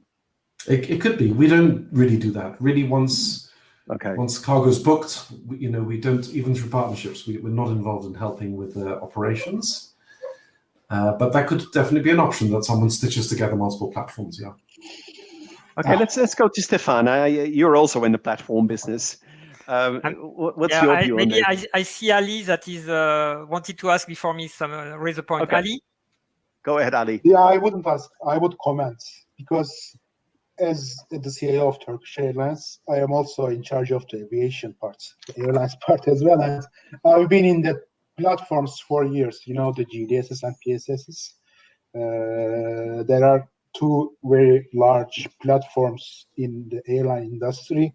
And you are part of IATA. Now, IATA has got a one order system that is being developed, hoping to be developed, which is trying to get us out of the I am trying to choose the right words, because when you are in those platforms, you have got a lot of pains, and those pains needs to be somehow eased. So NDC and one order, such sort of stuff, IATA is trying to resolve those pains in aviation industry. So in cargo, yes, there will be some platforms, I'm pretty sure, but the connectivity should be somehow more democratized. That's what I would say. Okay. And I like to echo Back to you, this. yes, Stefan. Yes, I like to echo this because at Champ we are managing one of the largest cargo community platform, and in fact we are not just alone. We are also collaborating. We are interoperating with other platforms, and our strength is only as strong as the strength of our other platforms. So having one platform that manage internationally all the local specificities that was raised by Matthias. Let's not forget Matthias is on the forefront of the platform. He's the one that are using the messaging, and you need to have this interoperability that will always stay. Having a one platform is like the bubble tower. You know, you see what happened if you have different. How you break the bubble tower is by putting different languages. And even now, if you want to recreate a one platform, I think it's also not very healthy. Each platform, and if we go on Ziv, you have also a new startup coming on, like Cargo AI, for example, in Asia, coming with a strong value on the network and the capacity visibility. So this is a type of player that really enrich the experience and enrich the value proposition for the entire ecosystem. So I'm not too fan of one global platform, and I'm more about fan of interoperability. Yes. And I think API will ease this. We have at Champ we have started our Champ API developer portal, and it's very interesting to see that it's open to any IT companies that can come and play with the API we have in the Champ ecosystem. And we see a lot of good things happening, and really great stuff, and which are very different from different parts of the world. So we have to keep this local flavor to keep the value proposition very rich. Not sure if I answer the question, but well, it certainly no, it does. And you dropped the word interoperability. I don't know about you, but that word I didn't hear much about that 3 or 4 years ago. And now all of a sudden this is becoming one of the buzzwords, which is interesting because they could solve a lot of problems in this particular area. I'm actually just going to go to the audience. We had a few questions here, and one of them, I think, I'd love to get your response, and you need to say who wants to respond to this one. But it actually, I won't read it out. It's a long question, but it comes to the question of investment in digitalization today. In the current context, with the crisis, the very, very deep crisis in passenger transport, which is impacting the availability of capacity in cargo, often the cargo and passenger airlines are one and the same, and therefore one's problem is the other's problem. It's okay. How can we suggest that right now is a good time to invest in digitalization? Is that a marketing thing? Is it a can we justify it? I'm interested in hearing Stefan. Please go ahead. I'm interested in hearing what you think about that. I was reading recently Harvard Business Review of rowing after recession, and they were saying that the companies that succeed the most are the ones that are investing during a recession, because the post-recovery at the post-recovery stage, you get stronger, more efficient. So investing is the right moment, and nowadays when we look at the cost of the technologies, it's quite cheap. We have nowadays API has simplified a lot of things. You have a new way of coding, new technology on board help to create apps in a very agile way, and it's very cheap. You have just to look at the number of startups on the filo, on the ramp handling side, for example. You have plenty of startups that are coming with very cheap applications. So it's now or never. It's a question of survival.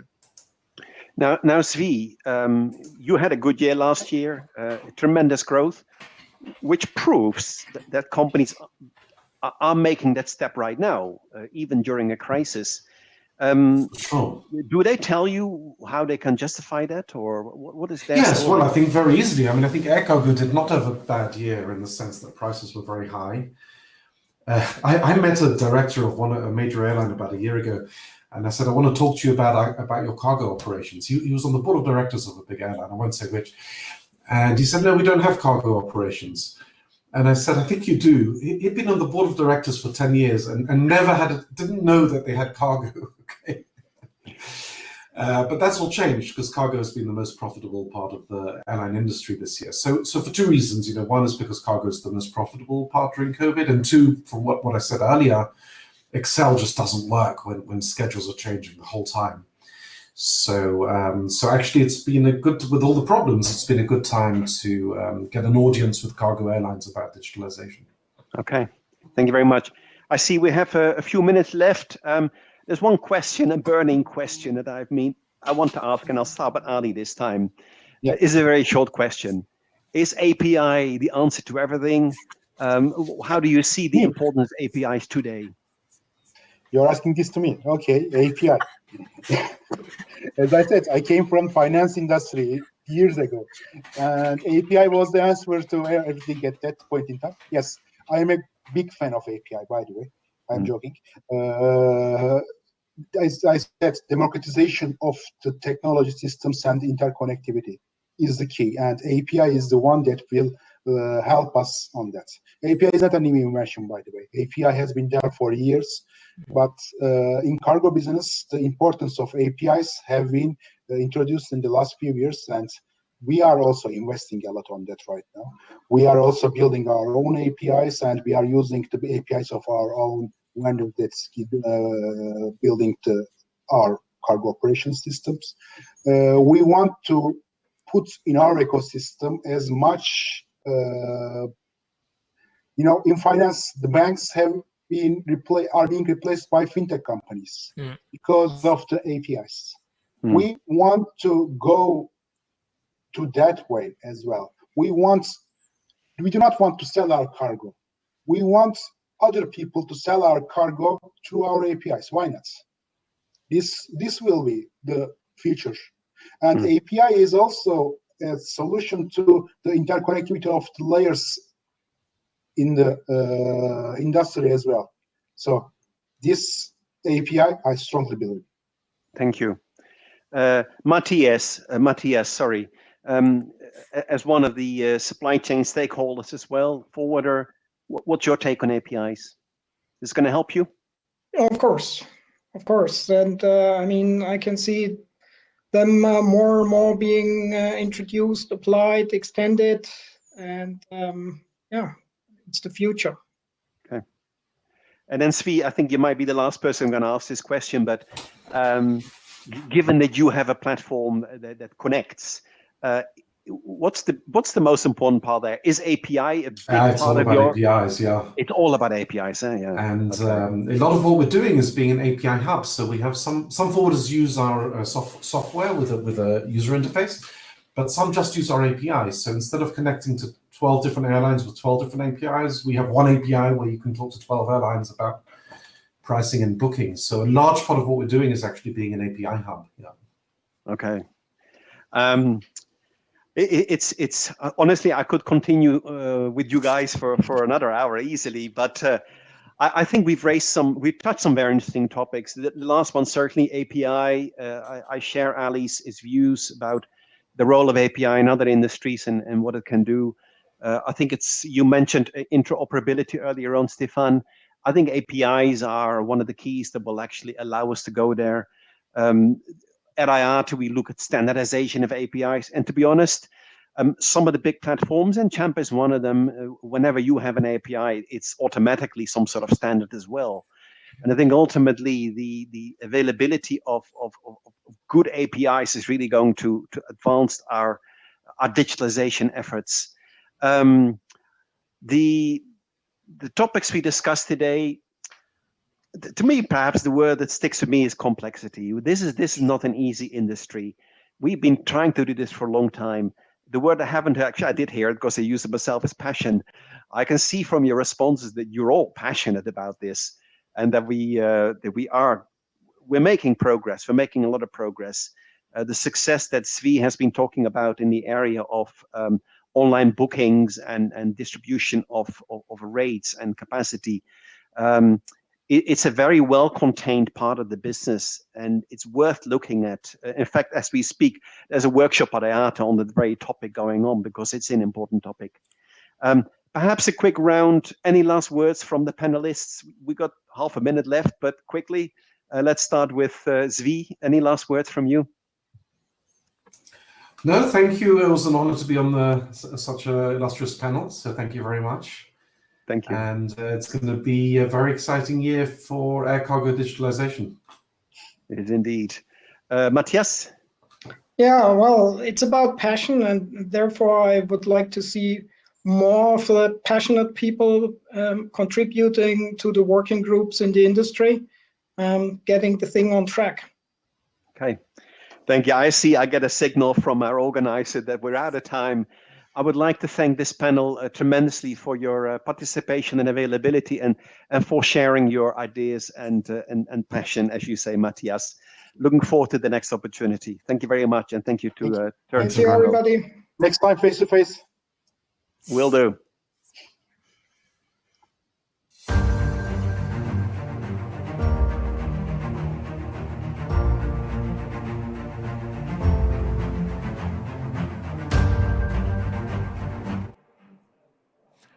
Thank you to all the panel speakers. I firmly believe digitalization will lead the way for the industry's sustainable growth. Now, transportation of vaccine is a hot topic at the moment. Let's watch a presentation by Mr. Frank van Gelder, Secretary General of Farmer Aero. And please don't go away just yet. After the presentation, we will play a quiz game for you to win more free round-trip business class tickets.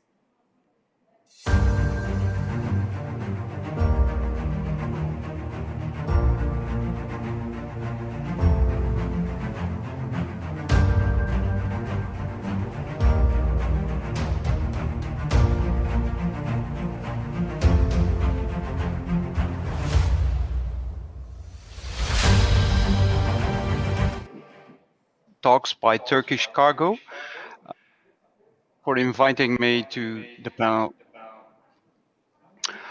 First of all, I would like to give a short introduction on Pharma.iro, and then we will fine-tune on the agenda of my talk. Pharma.iro is a non-profit organization in which we gather different stakeholders out of the, I would call, supply chain for air freight, pharmaceutical, life science, and medtech products. Our vision and mission is quite simple and straightforward. That means we try to achieve excellence in the reliable end-to-end air transportation for pharma shippers. And our mission is foster collaboration between CIV certified airport communities dedicated in developing and leading when it comes to handling pharmaceuticals. Currently, we have 48 members, and in those 48 members, we have strategic airport communities. We have pharma shippers, most of the big ones, GSK, Pfizer, MSD, Johnson & Johnson, Zoetis, and more to come. And we have, of course, strategic airports, other airports around the world. We have airlines, Turkish Airlines and Turkish Cargo is one of our members. We have freight forwarders, we have ground handlers, transporters, so the classical stakeholders of the air freight supply chain.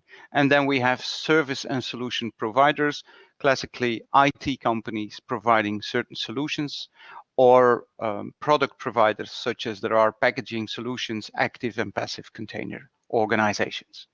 We grew in the past year very fast, and our reason of existence is really walk the talk. Our reason of existence is creating projects that can be of value for the entire industry and that can be of insight for those who work closely on life science industry air freight. This is the agenda I would like to run through with you today. As my topic I speak on is vaccine distribution update, and especially concentrating on the COVID-19 vaccine developments. I will go first back in time, what we estimated and what we predicted about 6 to 7 months ago from now. So the period between May and August 2020. Then I will share with you the findings of the first white paper on the COVID-19 project Sunrays, a project run together with the organization of TIACA and the organization Pharma.io. This was the feedback that we gathered between the month of September and November. Then I will share with you the first updates on the vaccine production worldwide. So I will present to you very briefly the global production map as it is actualized today. And while we speak, and every day while we speak, we have to change the data we present as everything changes day by day. Then I will share findings of the second white paper on COVID-19 project Sunrays, and these are the findings we had between November and January 2021. I will share with you some insights and predictions on the vaccine production for 2021 by the front runners and the development on a logistical level when it comes down to air freight. And then we look at the first expected trends on the 2022 production and further on 2023 plans by the second wave of companies producing vaccines. And then very briefly, the conclusions and lessons learned until now. Back in April, when we had a board meeting with Pharma.io, we were all looking at the immediate impact of what we all had to go through. The pandemic actions taken to avoid further spread of the virus COVID-19. This, of course, directly impacted, and I'm not going to share this with you anymore because you all know this very well, impacted drastically and dramatically the entire airline industry. As Pharma.io, at that time already, we tried to pioneer the actions that should be taken in the months to come, where there was still no clear view if vaccines would be available or not. What we did then was a series of 3 webinars. And in the series of 3 webinars, we concluded 3 different aspects at that moment. We had 3 webinars, 1 webinar on the early impact, a webinar on the midterm impact, and a webinar on the long-term impact. What we concluded was that there was an early call for extensive collaboration between vaccine producers and the air cargo community globally. There was a call for full transparency and flexibility, and I heard that the previous panel was very much looking at digitalization. Well, transparency goes hand in hand with digitalization. And then thirdly, the overall conclusion that there has to be a call out to all stakeholders, pharma shippers and communities to set up joint collaboration platform and combine forces. In August, we came together with TIACA and we drafted a project that we called Sunrays, in which we look at the readiness of the industry. What we learned at that very moment that there was a high fever going around in different companies in our industry and a lot of things behind closed doors that we didn't know what was going to come. So in logistics sector, who will win a gambling? Early on there were a lot of questions and lack of information. What we saw is at one side the pressure from health authorities, politicians, media, general public and extreme competitive environment where we had a tsunami of information that changed daily, that there were trust issues in the area of fake news and emotional reactions, and there was highly confidential and commercially sensitive information shared. At the side of the logistics, we saw that the decision-making process in logistics sector looks like a quite risky gamble. Why? We never had this before in our life, and we didn't know how to prepare in a very acute way. So the investment in skills, cold chain infrastructure, security equipment, innovative packaging, containers, data sharing platforms, monitoring solutions. It was all at stake and it was all at the table. And the question was how to decide on what, when, and where with no solid market information and in a challenging economic environment. So a lot of question marks and not enough answers. So what we did with Project Sunrays, we took a journey and a collaborative initiative by TIACA and Pharma.aero. And our project objectives were drive and create transparency and collaboration between pharma shippers and air cargo industry professionals. In order to deliver useful guidelines for the air freight industry to be prepared to handle, store, transport, and deliver COVID-19 vaccines worldwide, and this in a timely, responsible, and trustful manner. We put together with our two organizations a task force in which Changi Airport and Miami International Airport, together with Edmonton International Airport and Brussels Airport, took as 4 communities the lead to work together with other partners from our membership, Turkish Airlines Cargo, Flexport, SATS, and Neutral Air Partners. Together with this task force, we went into our own industry to look what were the feelings, what were the questions, what were the expectations. Overall conclusion of the first white paper we brought out was that we provided a unique vantage point in order for the joint task force to prepare a call to action. So our first white paper was truly a call to action. Our goals was creating an industry collaboration, improving visibility, access to accurate and trustworthy information, collecting industry feedback and data sharing through web poll testing, the readiness of our industry, and sharing procurement strategies and pharma distribution models, and 2021 industry forecasts. Now, this seems easy to do, but it was highly difficult and highly challenging in an era where there was not much information available, and the information we had was highly mediatized over the different information sources. What we learned is that after all the actions we had been taking over the months August until November, that most of our industry partners, more than 100 industry partners replying to this web poll, felt more informed than 3 months ago. 79% felt more prepared versus September. 62% felt the right structure in place. And white paper number 1 identified critical gaps and weaknesses in the pharma supply chain. Overall, it provided all partners in the chain with a trusted insight and data from the joint task force. It also stimulated further collaboration. What was very important is what pharma shippers really looked at us, what they wanted when we started to transport vaccines. Very simple, 4 things: speed, security, reliability, transparency. That was exactly what the pharma shippers were expecting from all of us in the industry, providing the supply chain for the vaccines. I will run through now with you on an update slide, a couple of slides on the current vaccine production worldwide. This is also the result of the project we run as Pharma.aero and TIACA, closely talking on almost a daily to weekly basis with the most important vaccine producers of the world. It's very busy, but I will run you through, so don't worry about this. We will go through the different vaccines that are currently on the market. I won't touch about any issues on efficiency or efficacy of any vaccine. That's a medical content, and we are not going to further touch base on this. First vaccine, AstraZeneca. What do you see? About 2 billion doses ready for 2021.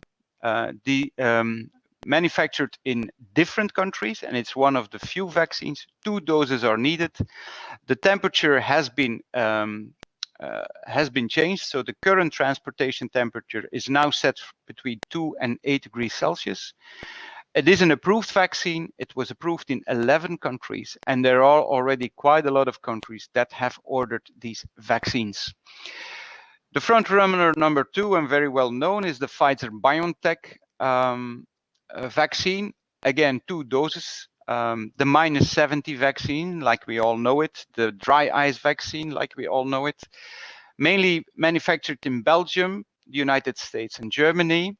2 billion doses available in 2021. A lot of countries, including also Turkey, that have ordered already vaccines. The transport temperature is rarely but correctly 15 to 25, as BioNTech, Pfizer have foreseen in their own high-tech packaging solutions. It is approved, and it has already been approved in 54 countries. So you have to realize when you see these maps that the amount of countries that you see at the bottom of this slide is driven, of course, by the approved status in every country. Novavax, a vaccine that is mainly produced Europe, India, and USA, not yet approved. It is in phase 3 clinical trial.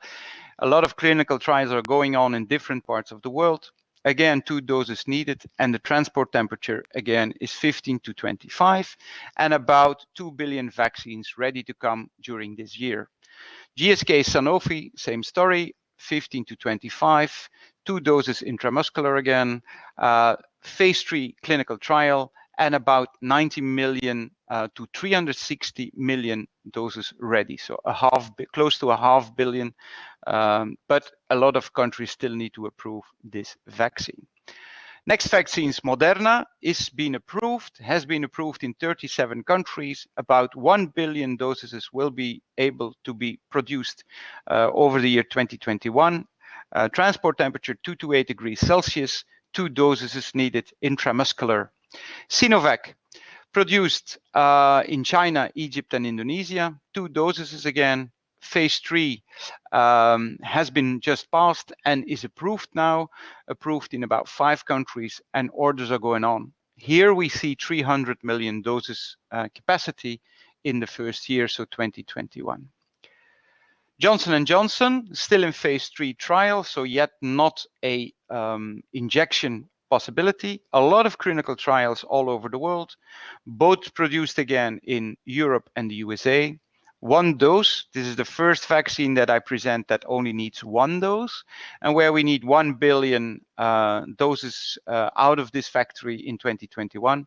Transport temperature between 15 and 25 degrees Celsius. Then the Gamaleya National Center, the Sputnik 5, like we call it. I think it's the vaccine that has the most interesting name of all vaccines. It is vaccine transport between 2 to 8 degrees Celsius. Again, 2 doses needed, about 500 million doses per year.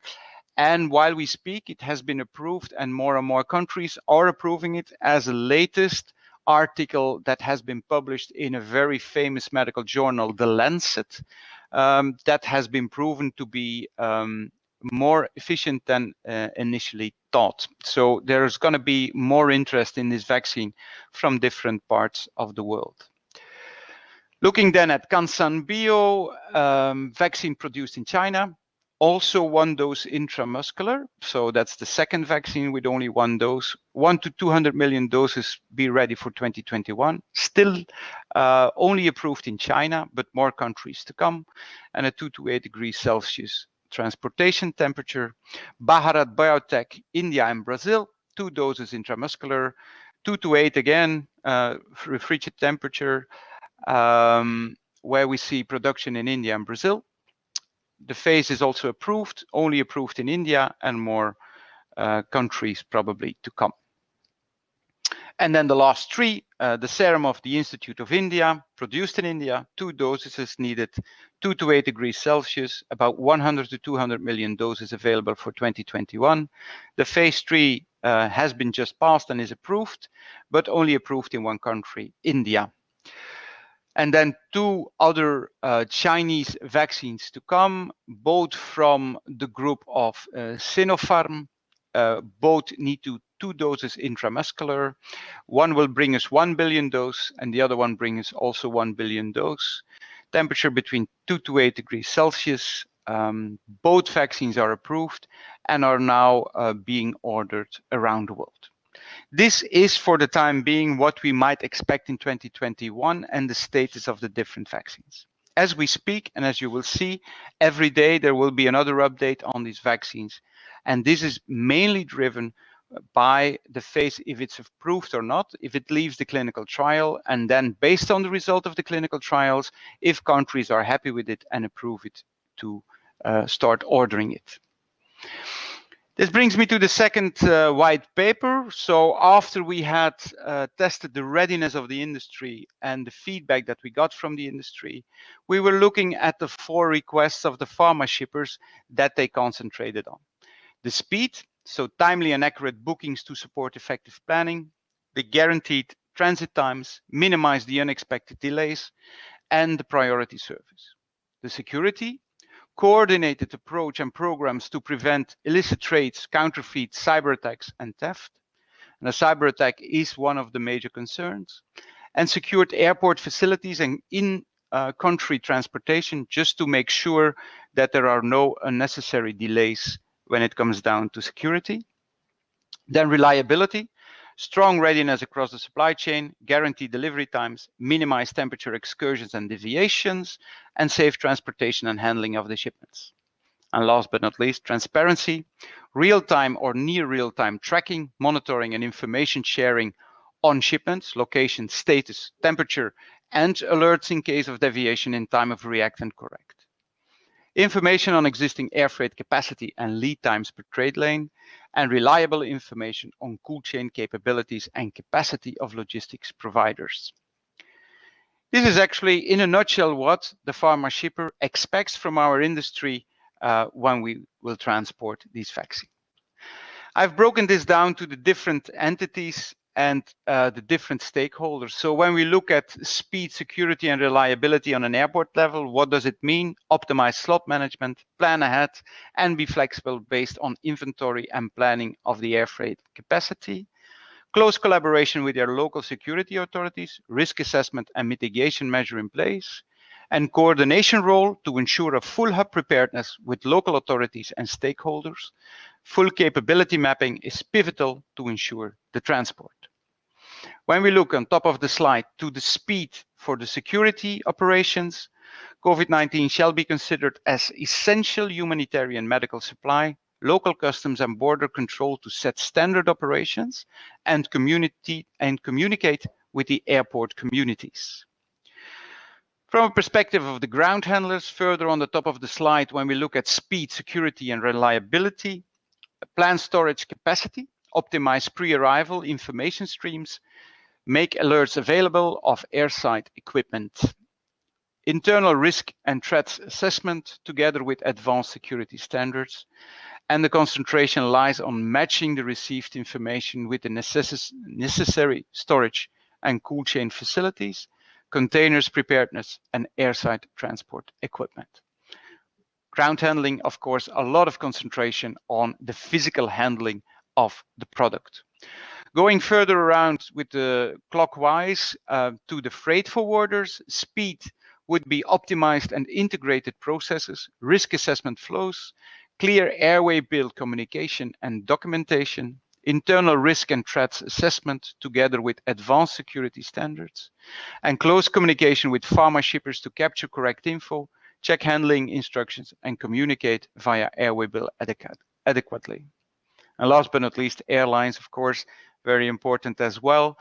On speed, prioritization of COVID-19 vaccines and ensure uplift, capacity monitoring, and install SOPs with simulation drills to make sure that there is no last-minute stop of the supply chain. Security, internal risk and threats assessment together with advanced security standards. And then reliability, clear communications, dangerous goods and temperature requirements, dry ice, Internet of Things, lithium batteries, network facility and readiness, 24/7 teams in place to follow up on the communications. So if we look back to what the pharma shipper requested and we break it down on the 4 different elements, that's the most important information we could share with all our stakeholders as guidelines and requirements amongst all our stakeholders of the industry. What we also did in the second white paper is look at 4 of the people of the task force and sharing their best practices and sharing their lessons learned. So these 4 airports that were part of the second white paper and also of the task force of the Sunrays project, they all shared their insights, lessons learned, and best practices on their local installed task force groups. Both of them, or all of them, gave an interview, and here are a few of the quotes that we read back from them. It is necessary that we plan ahead and ready ourselves to rise up to the COVID-19 vaccine global distribution challenge. Project Sunrays was launched as a joint global initiative by Pharma.iro and TIACA with the purpose to shine light on the COVID-19 vaccines transport requirements and global air freight readiness, and to create useful guidelines in the handling, storage, and transport of the vaccine.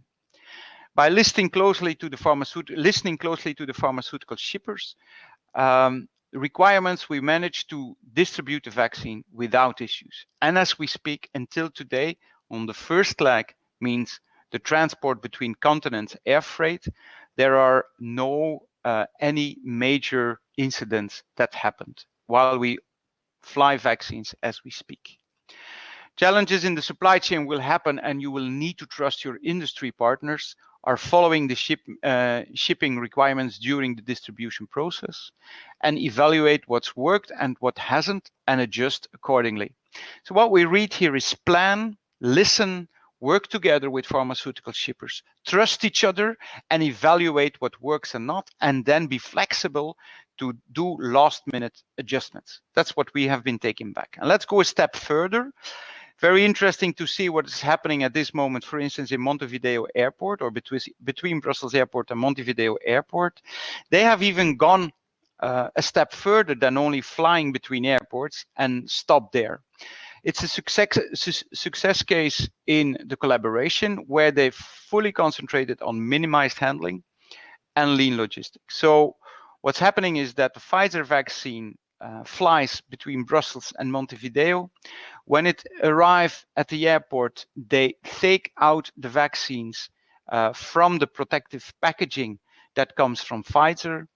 They then will put it in their ultra freezer system. So once received at the airport, they minimize the handling activities. At that moment, overnight, 24/7, they get from their government control tower the next day order of the vaccines.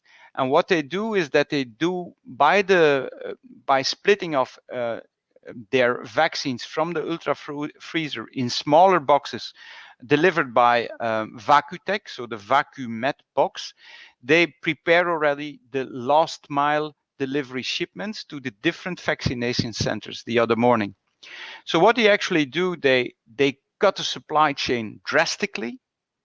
They keep the vaccines safe in a state-of-the-art facility at the airport.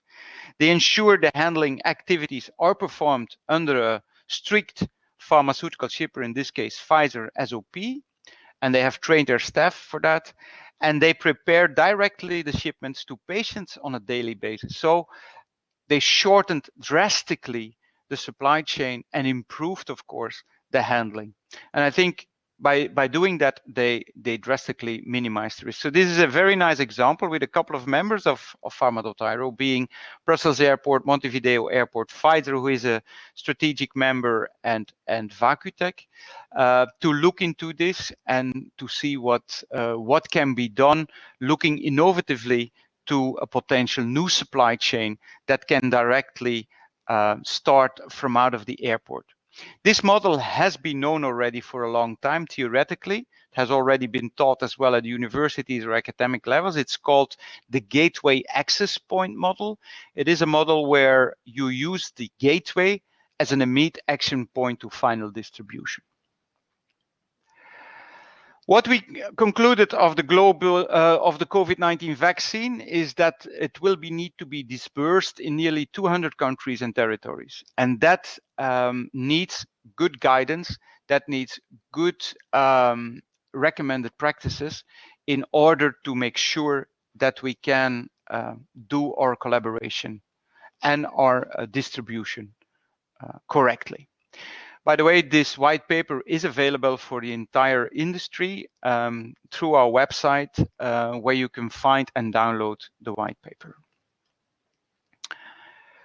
A bit more into the future now, and I think that's also something we all are curious about. And this is based on a research not only done by Pharma.io, but also done by a Belgian think tank that was created by Professor Wouter de Wulf and Professor Roel Gevaerts at the University of Antwerp, and in which I'm also an advisor in that board, together with some virologists and vaccinologists, and in which we try to look at the complete global development and what might come and what might be to be expected. So what do we see for 2021? And I still think we need to stay with our little feet on earth, because we are not there yet. Although we start to vaccinate people, there is still a lot to come. So why I share this quote by Dr. Swaminathan from the WHO, because I just want to read her small text, but that says a lot. We have some vaccines like measles, which you don't need to change at all. You make the vaccine, it works pretty much all the time. But you also have vaccines like against the influenza virus, where you have to change the structure of the vaccine every year, based on the circulating strains, and WHO coordinates this global network that actually identifies which strain should be used every year. For SARS-CoV-2, which is the scientific name of COVID-19, we are still learning. We are still observing, and our knowledge is evolving. But at this point in time, most scientists believe that the vaccines that are currently in development and a couple that have been approved should provide protection against this variant and other variants, because these vaccines elicit a fairly broad immune response, a host of antibodies and cell-mediated immune responses. And so a couple of changes or mutations in the virus should not make these vaccines ineffective. But right now, there are studies going on in labs around the world to actually confirm that or not confirm it. And in the small possibility that perhaps these are less effective against one or both of these variants, nowadays, the way vaccines are developed, it will be possible actually to also change the composition of the antigen and the vaccines quite quickly. What do we read between the lines? Still a lot to learn. We still have limited data. More research is needed, and it's a bit too early to make big conclusions. But anyway, the message is positive, and we have to evaluate what the impact of the vaccines will be in a few months. If we look back at 2021, there will be theoretically 8.9 billion vaccines available. 6.5 billion will be produced mainly in Europe and United States. 1.2 billion vaccines will be produced in the backyard of Belgium. Belgium is a very important table because we have a lot of the companies that produce vaccines in our backyard.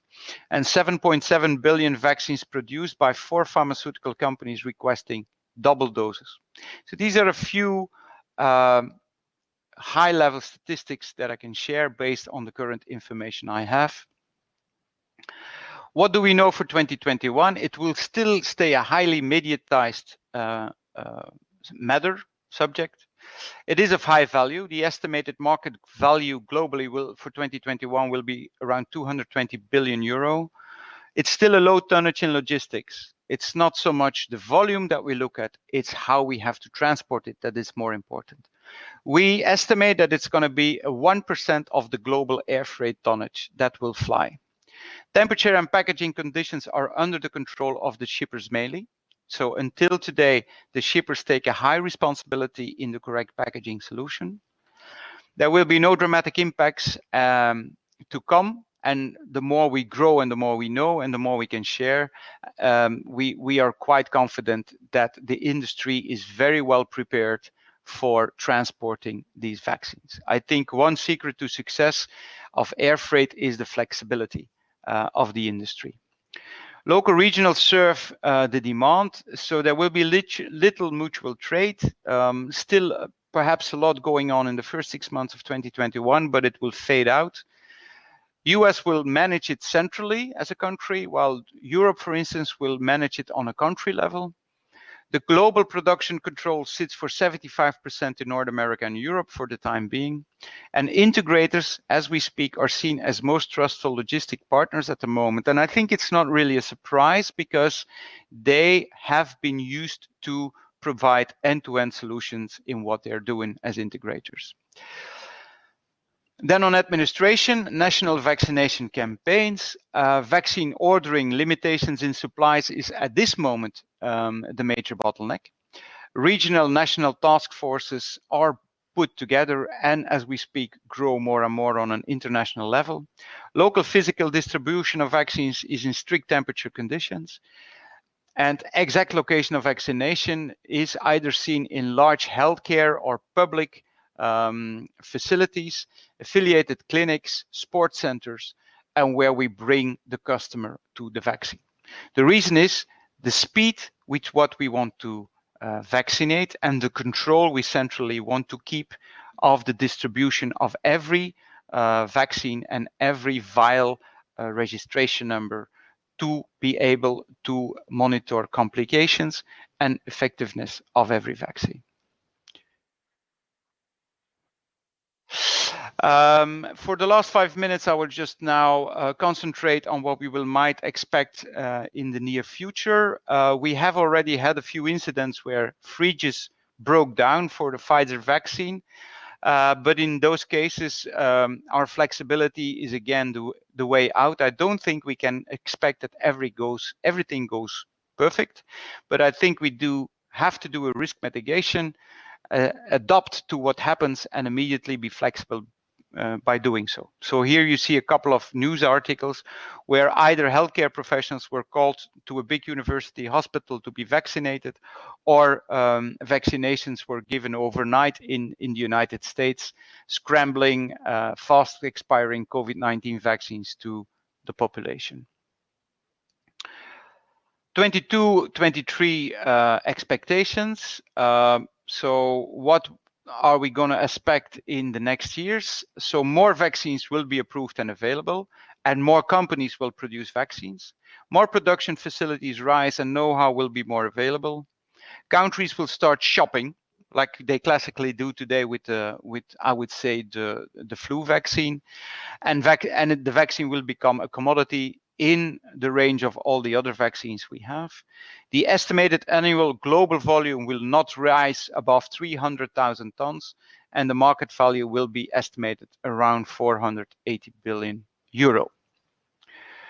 Conclusions and lessons learned of everything we've done in the past couple of months, and we have to go back only 6 months ago. We have to realize that in a month, we were the first time hit by the pandemic impact. We have learned that there is an unprecedented challenge that can only be solved by sharing knowledge, sharing experiences, and learn from our mistakes. This impact has shown that collaboration is the way out. Private and public sector need to work even more closely together and have been proven in the past couple of months that they are able to do so. We need to be inclusive and flexible in setting up a good structure where organizations like pharma.io can be of assistance in bringing the industry together and be able to help each other by providing insights and information and lessons learned. Global collaboration is equally important, also looking ahead to further distribution challenges, and plan ahead, act as one community, keep an eye on security, map your infrastructure and set achievable goals, and follow the media. Saying this, we all hope that we one day can go back to what we used to do. So the post-vaccination time, being back together with our family, with our friends, travel around the world, enjoy the different cultures we would like to embrace, have the freedom to go to a restaurant, have a nice meal with our family and our colleagues and our friends, and on top of everything, that we can be healthy and enjoy future life. Thank you very much for your attention.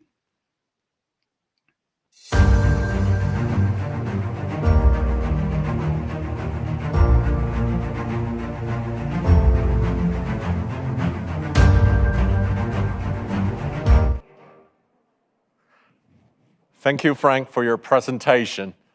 And now we're going to play the quiz game. The game is called Kahoot. And as I said earlier, there are lots of prizes to win. The highest free score in the Kahoot quiz will win free business class round-trip tickets to anywhere on Turkish Airlines global network. And I'll be announcing the winners at the end of the program. I knew you have been waited this far, so you guys must be ready, right? Let's follow the instruction on the screen, and good luck.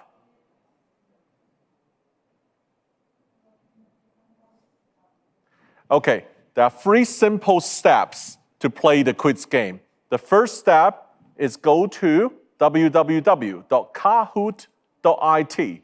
That is KAHOOT.it. And type in the game pin, which is 244-3415.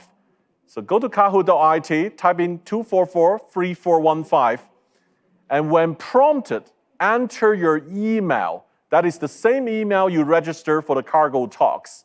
And that's it, the 3 simple step. I'm waiting for you to join in the game now. Go to kahoot.it and enter the game pin on the screen. And then enter the email you have registered for the events. And that is it.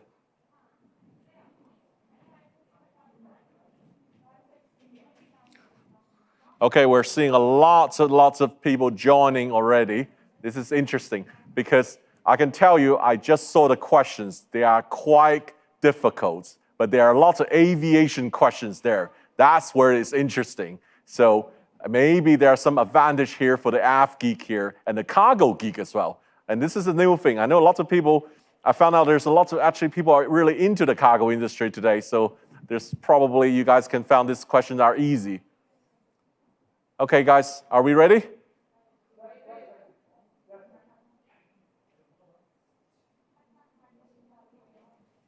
Okay, it seems like we're still waiting a few more people joining. Let me give you some of my experience, why I said cargo industry is like an ICU or crisis management. I'll give you an example. There was a plane a couple days ago at Hanoi in Vietnam. The refueler overfilled the plane, 11,000 kilograms of fuel, and the plane was too heavy to take off. It's bound for Narita, Tokyo. So they're running against time, and they decided, okay, we can't get rid of fuel out. The fuel truck went broken. And so let's remove 11 tons of cargo off the plane so the plane can be within the limits in the way to take off. And then another problem came during COVID, and Tokyo has a curfew. And so the plane cannot arrive in Tokyo on time. So the plane has to schedule to rechange direction to Nagoya. And then they can't transport the crew from Tokyo to Nagoya to pick up the plane to fly the next sector because of COVID regulations and challenges. At the end of the day, they have to quickly come up with solutions. It's all about problem solving to avoid delay. The plane has to go to Incheon. So the crew flew from Tokyo to Incheon to pick up that plane. All right.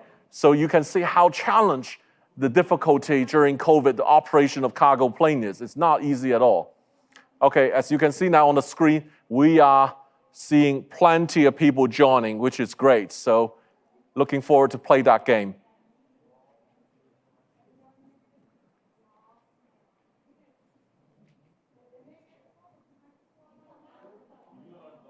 Wow, it's still joining, over 100 now. Fantastic, fantastic.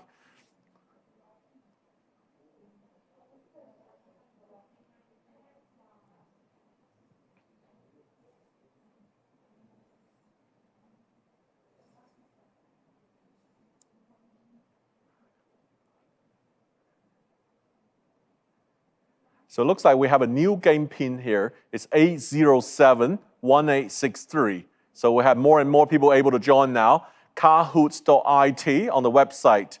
807-1863 is the pin number. And then use your registered email to enter the game. Okay. I'm so excited. I think we are ready for that. So let's quickly get to question 1.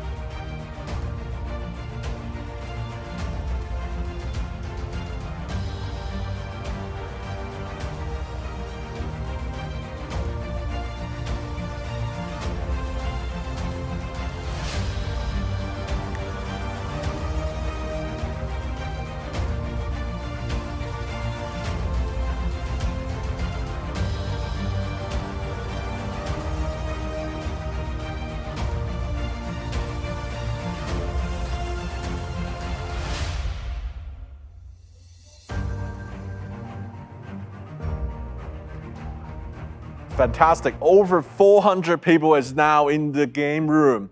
Okay, question number 1.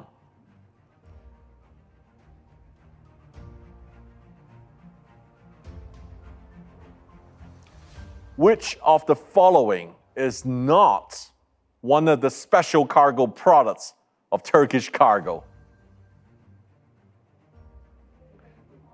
Which one is not a special cargo product of Turkish Cargo?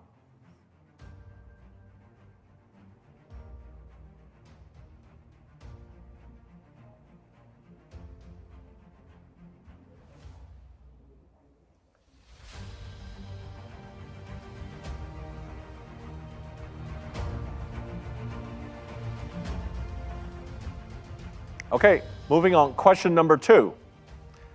Which of the following is not one of the animals rescued under mission rescued? There are names like Dobrila, Jack, Nathan, or Kai. Which one is not one of the animals rescued under mission rescue? Take a guess.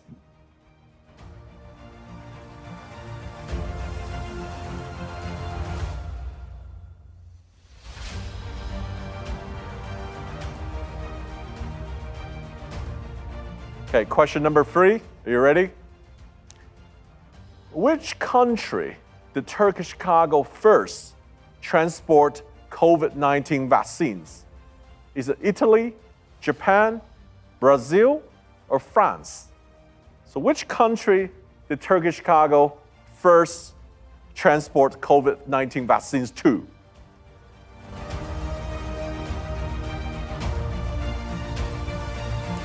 So I see there are 72 people got it right. It's Brazil.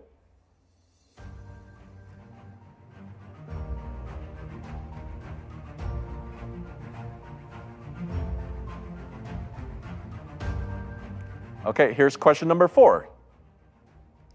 What is the first word that comes to your mind when you see Turkish Cargo brand? You got to write it down. This is not a multiple choice. Write down what's the first word when you think about the Turkish Cargo brand. Is it the cargo jets, 747, 777, A330? Is it the vaccine transport? Is it the smartest, the latest technology hub, digitalization of cargo? What is the word that you can think of first time when you heard about the brand?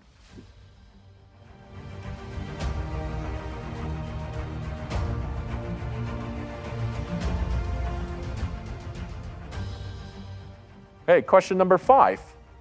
Which falls into both the TK Care and TK Vulnerable product category?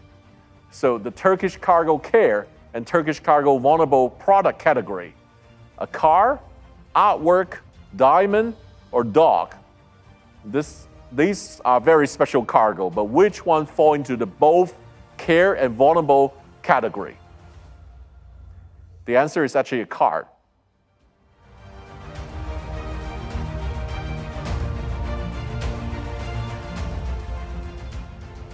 Moving on, question number 6. What is the name of the Turkish cargo terminal to be opened at Istanbul Airport in 2021? Is it the Mega Hub, Smartest, Cargo City, or Hubbest? I think I've given you a hint earlier. I mentioned that name already, so I think most of you will get this one right. There you go. 107, well done, Smartest.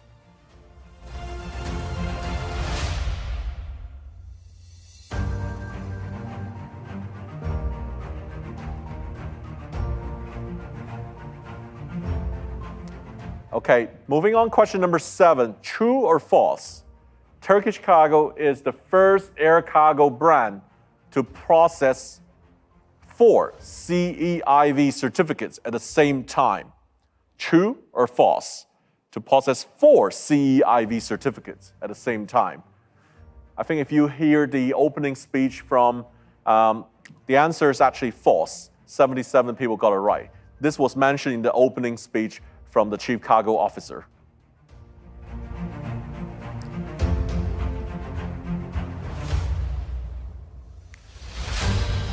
One more question, true or false? Turkish Cargo was named as the best air cargo brand in Asia in 2020. Is it true or false?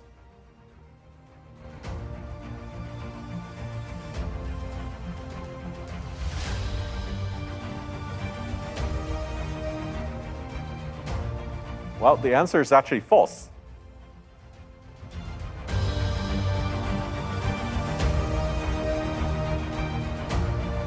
Okay, coming on to question 9. You got 2 more questions. This one's quite hard to me.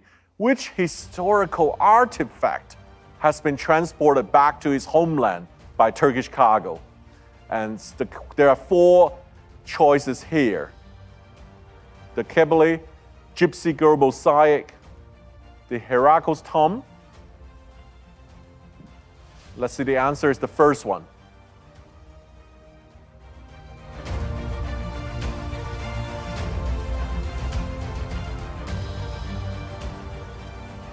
And now on to the last question. This is my favorite question because it's an AFGI question. Sorts the Turkish cargo aircraft according to the cargo capacity in descending order. So what I mean is, put the biggest plane and then down to the smallest. So I'm gonna give you a hint. The biggest one here is my favorite airplane. It's the 747. So you sort the one from the highest capacity down to the lowest capacity in a descending order. Hopefully it's not confusing to you. Sort basically the plane, the biggest plane, down to the smallest in terms of cargo capacity. Oh, I hope you have fun on this quiz, and the answer is revealed at the same time. And I will be revealing the winners at the end of the webinar. We are very close to that. But however, I want to share with you now, we have a network lounge, which will be activated now, where you can come together to get in touch with everybody to develop new business relationship. All you need is enter the lounge on the Cargo Talks website. So hope you guys can build some business relationship, go into every room to make new friends, and continue discuss about the cargo topic. Have fun and have a great chat.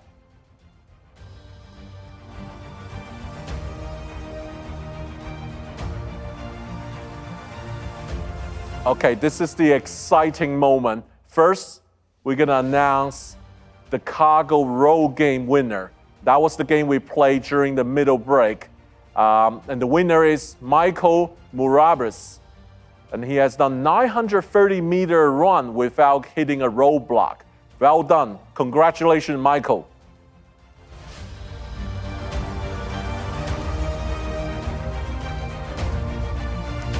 And I'm really excited because now there are 3 highest score will win the round-trip business class tickets on Turkish Airlines.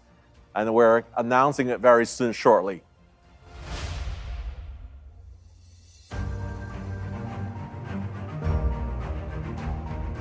Okay, seems like they're still working on it because there are so many people participated. It wasn't easy, wasn't it?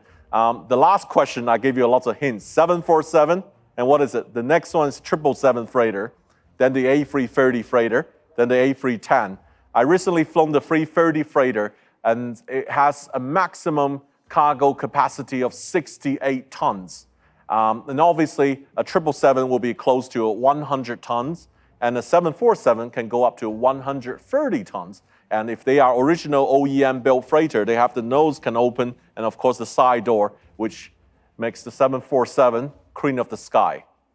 Okay, we're still counting on the results. Hopefully it's coming soon. Okay, looks like we're having 3 winners shortly here.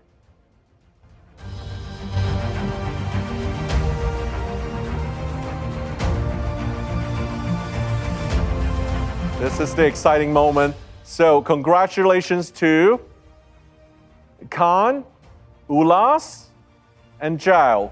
So congratulations, guys. Welcome. You guys won the free business class round-trip tickets on Turkish Airlines global network from anywhere. Well, I want to thank you so much for attending today's talk. And I want to talk about, in closing,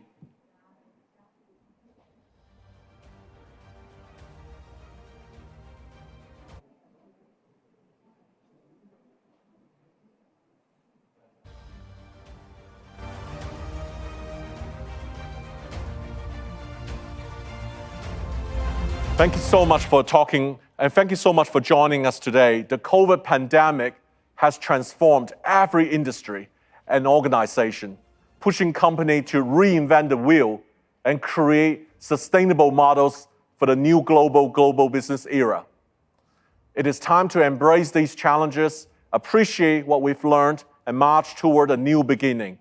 A big thanks to Turkish Cargo, who include me to this project, and I wish you guys all the best at your new facility, Smartest. I'm sure you will continue to raise the bar in the industry.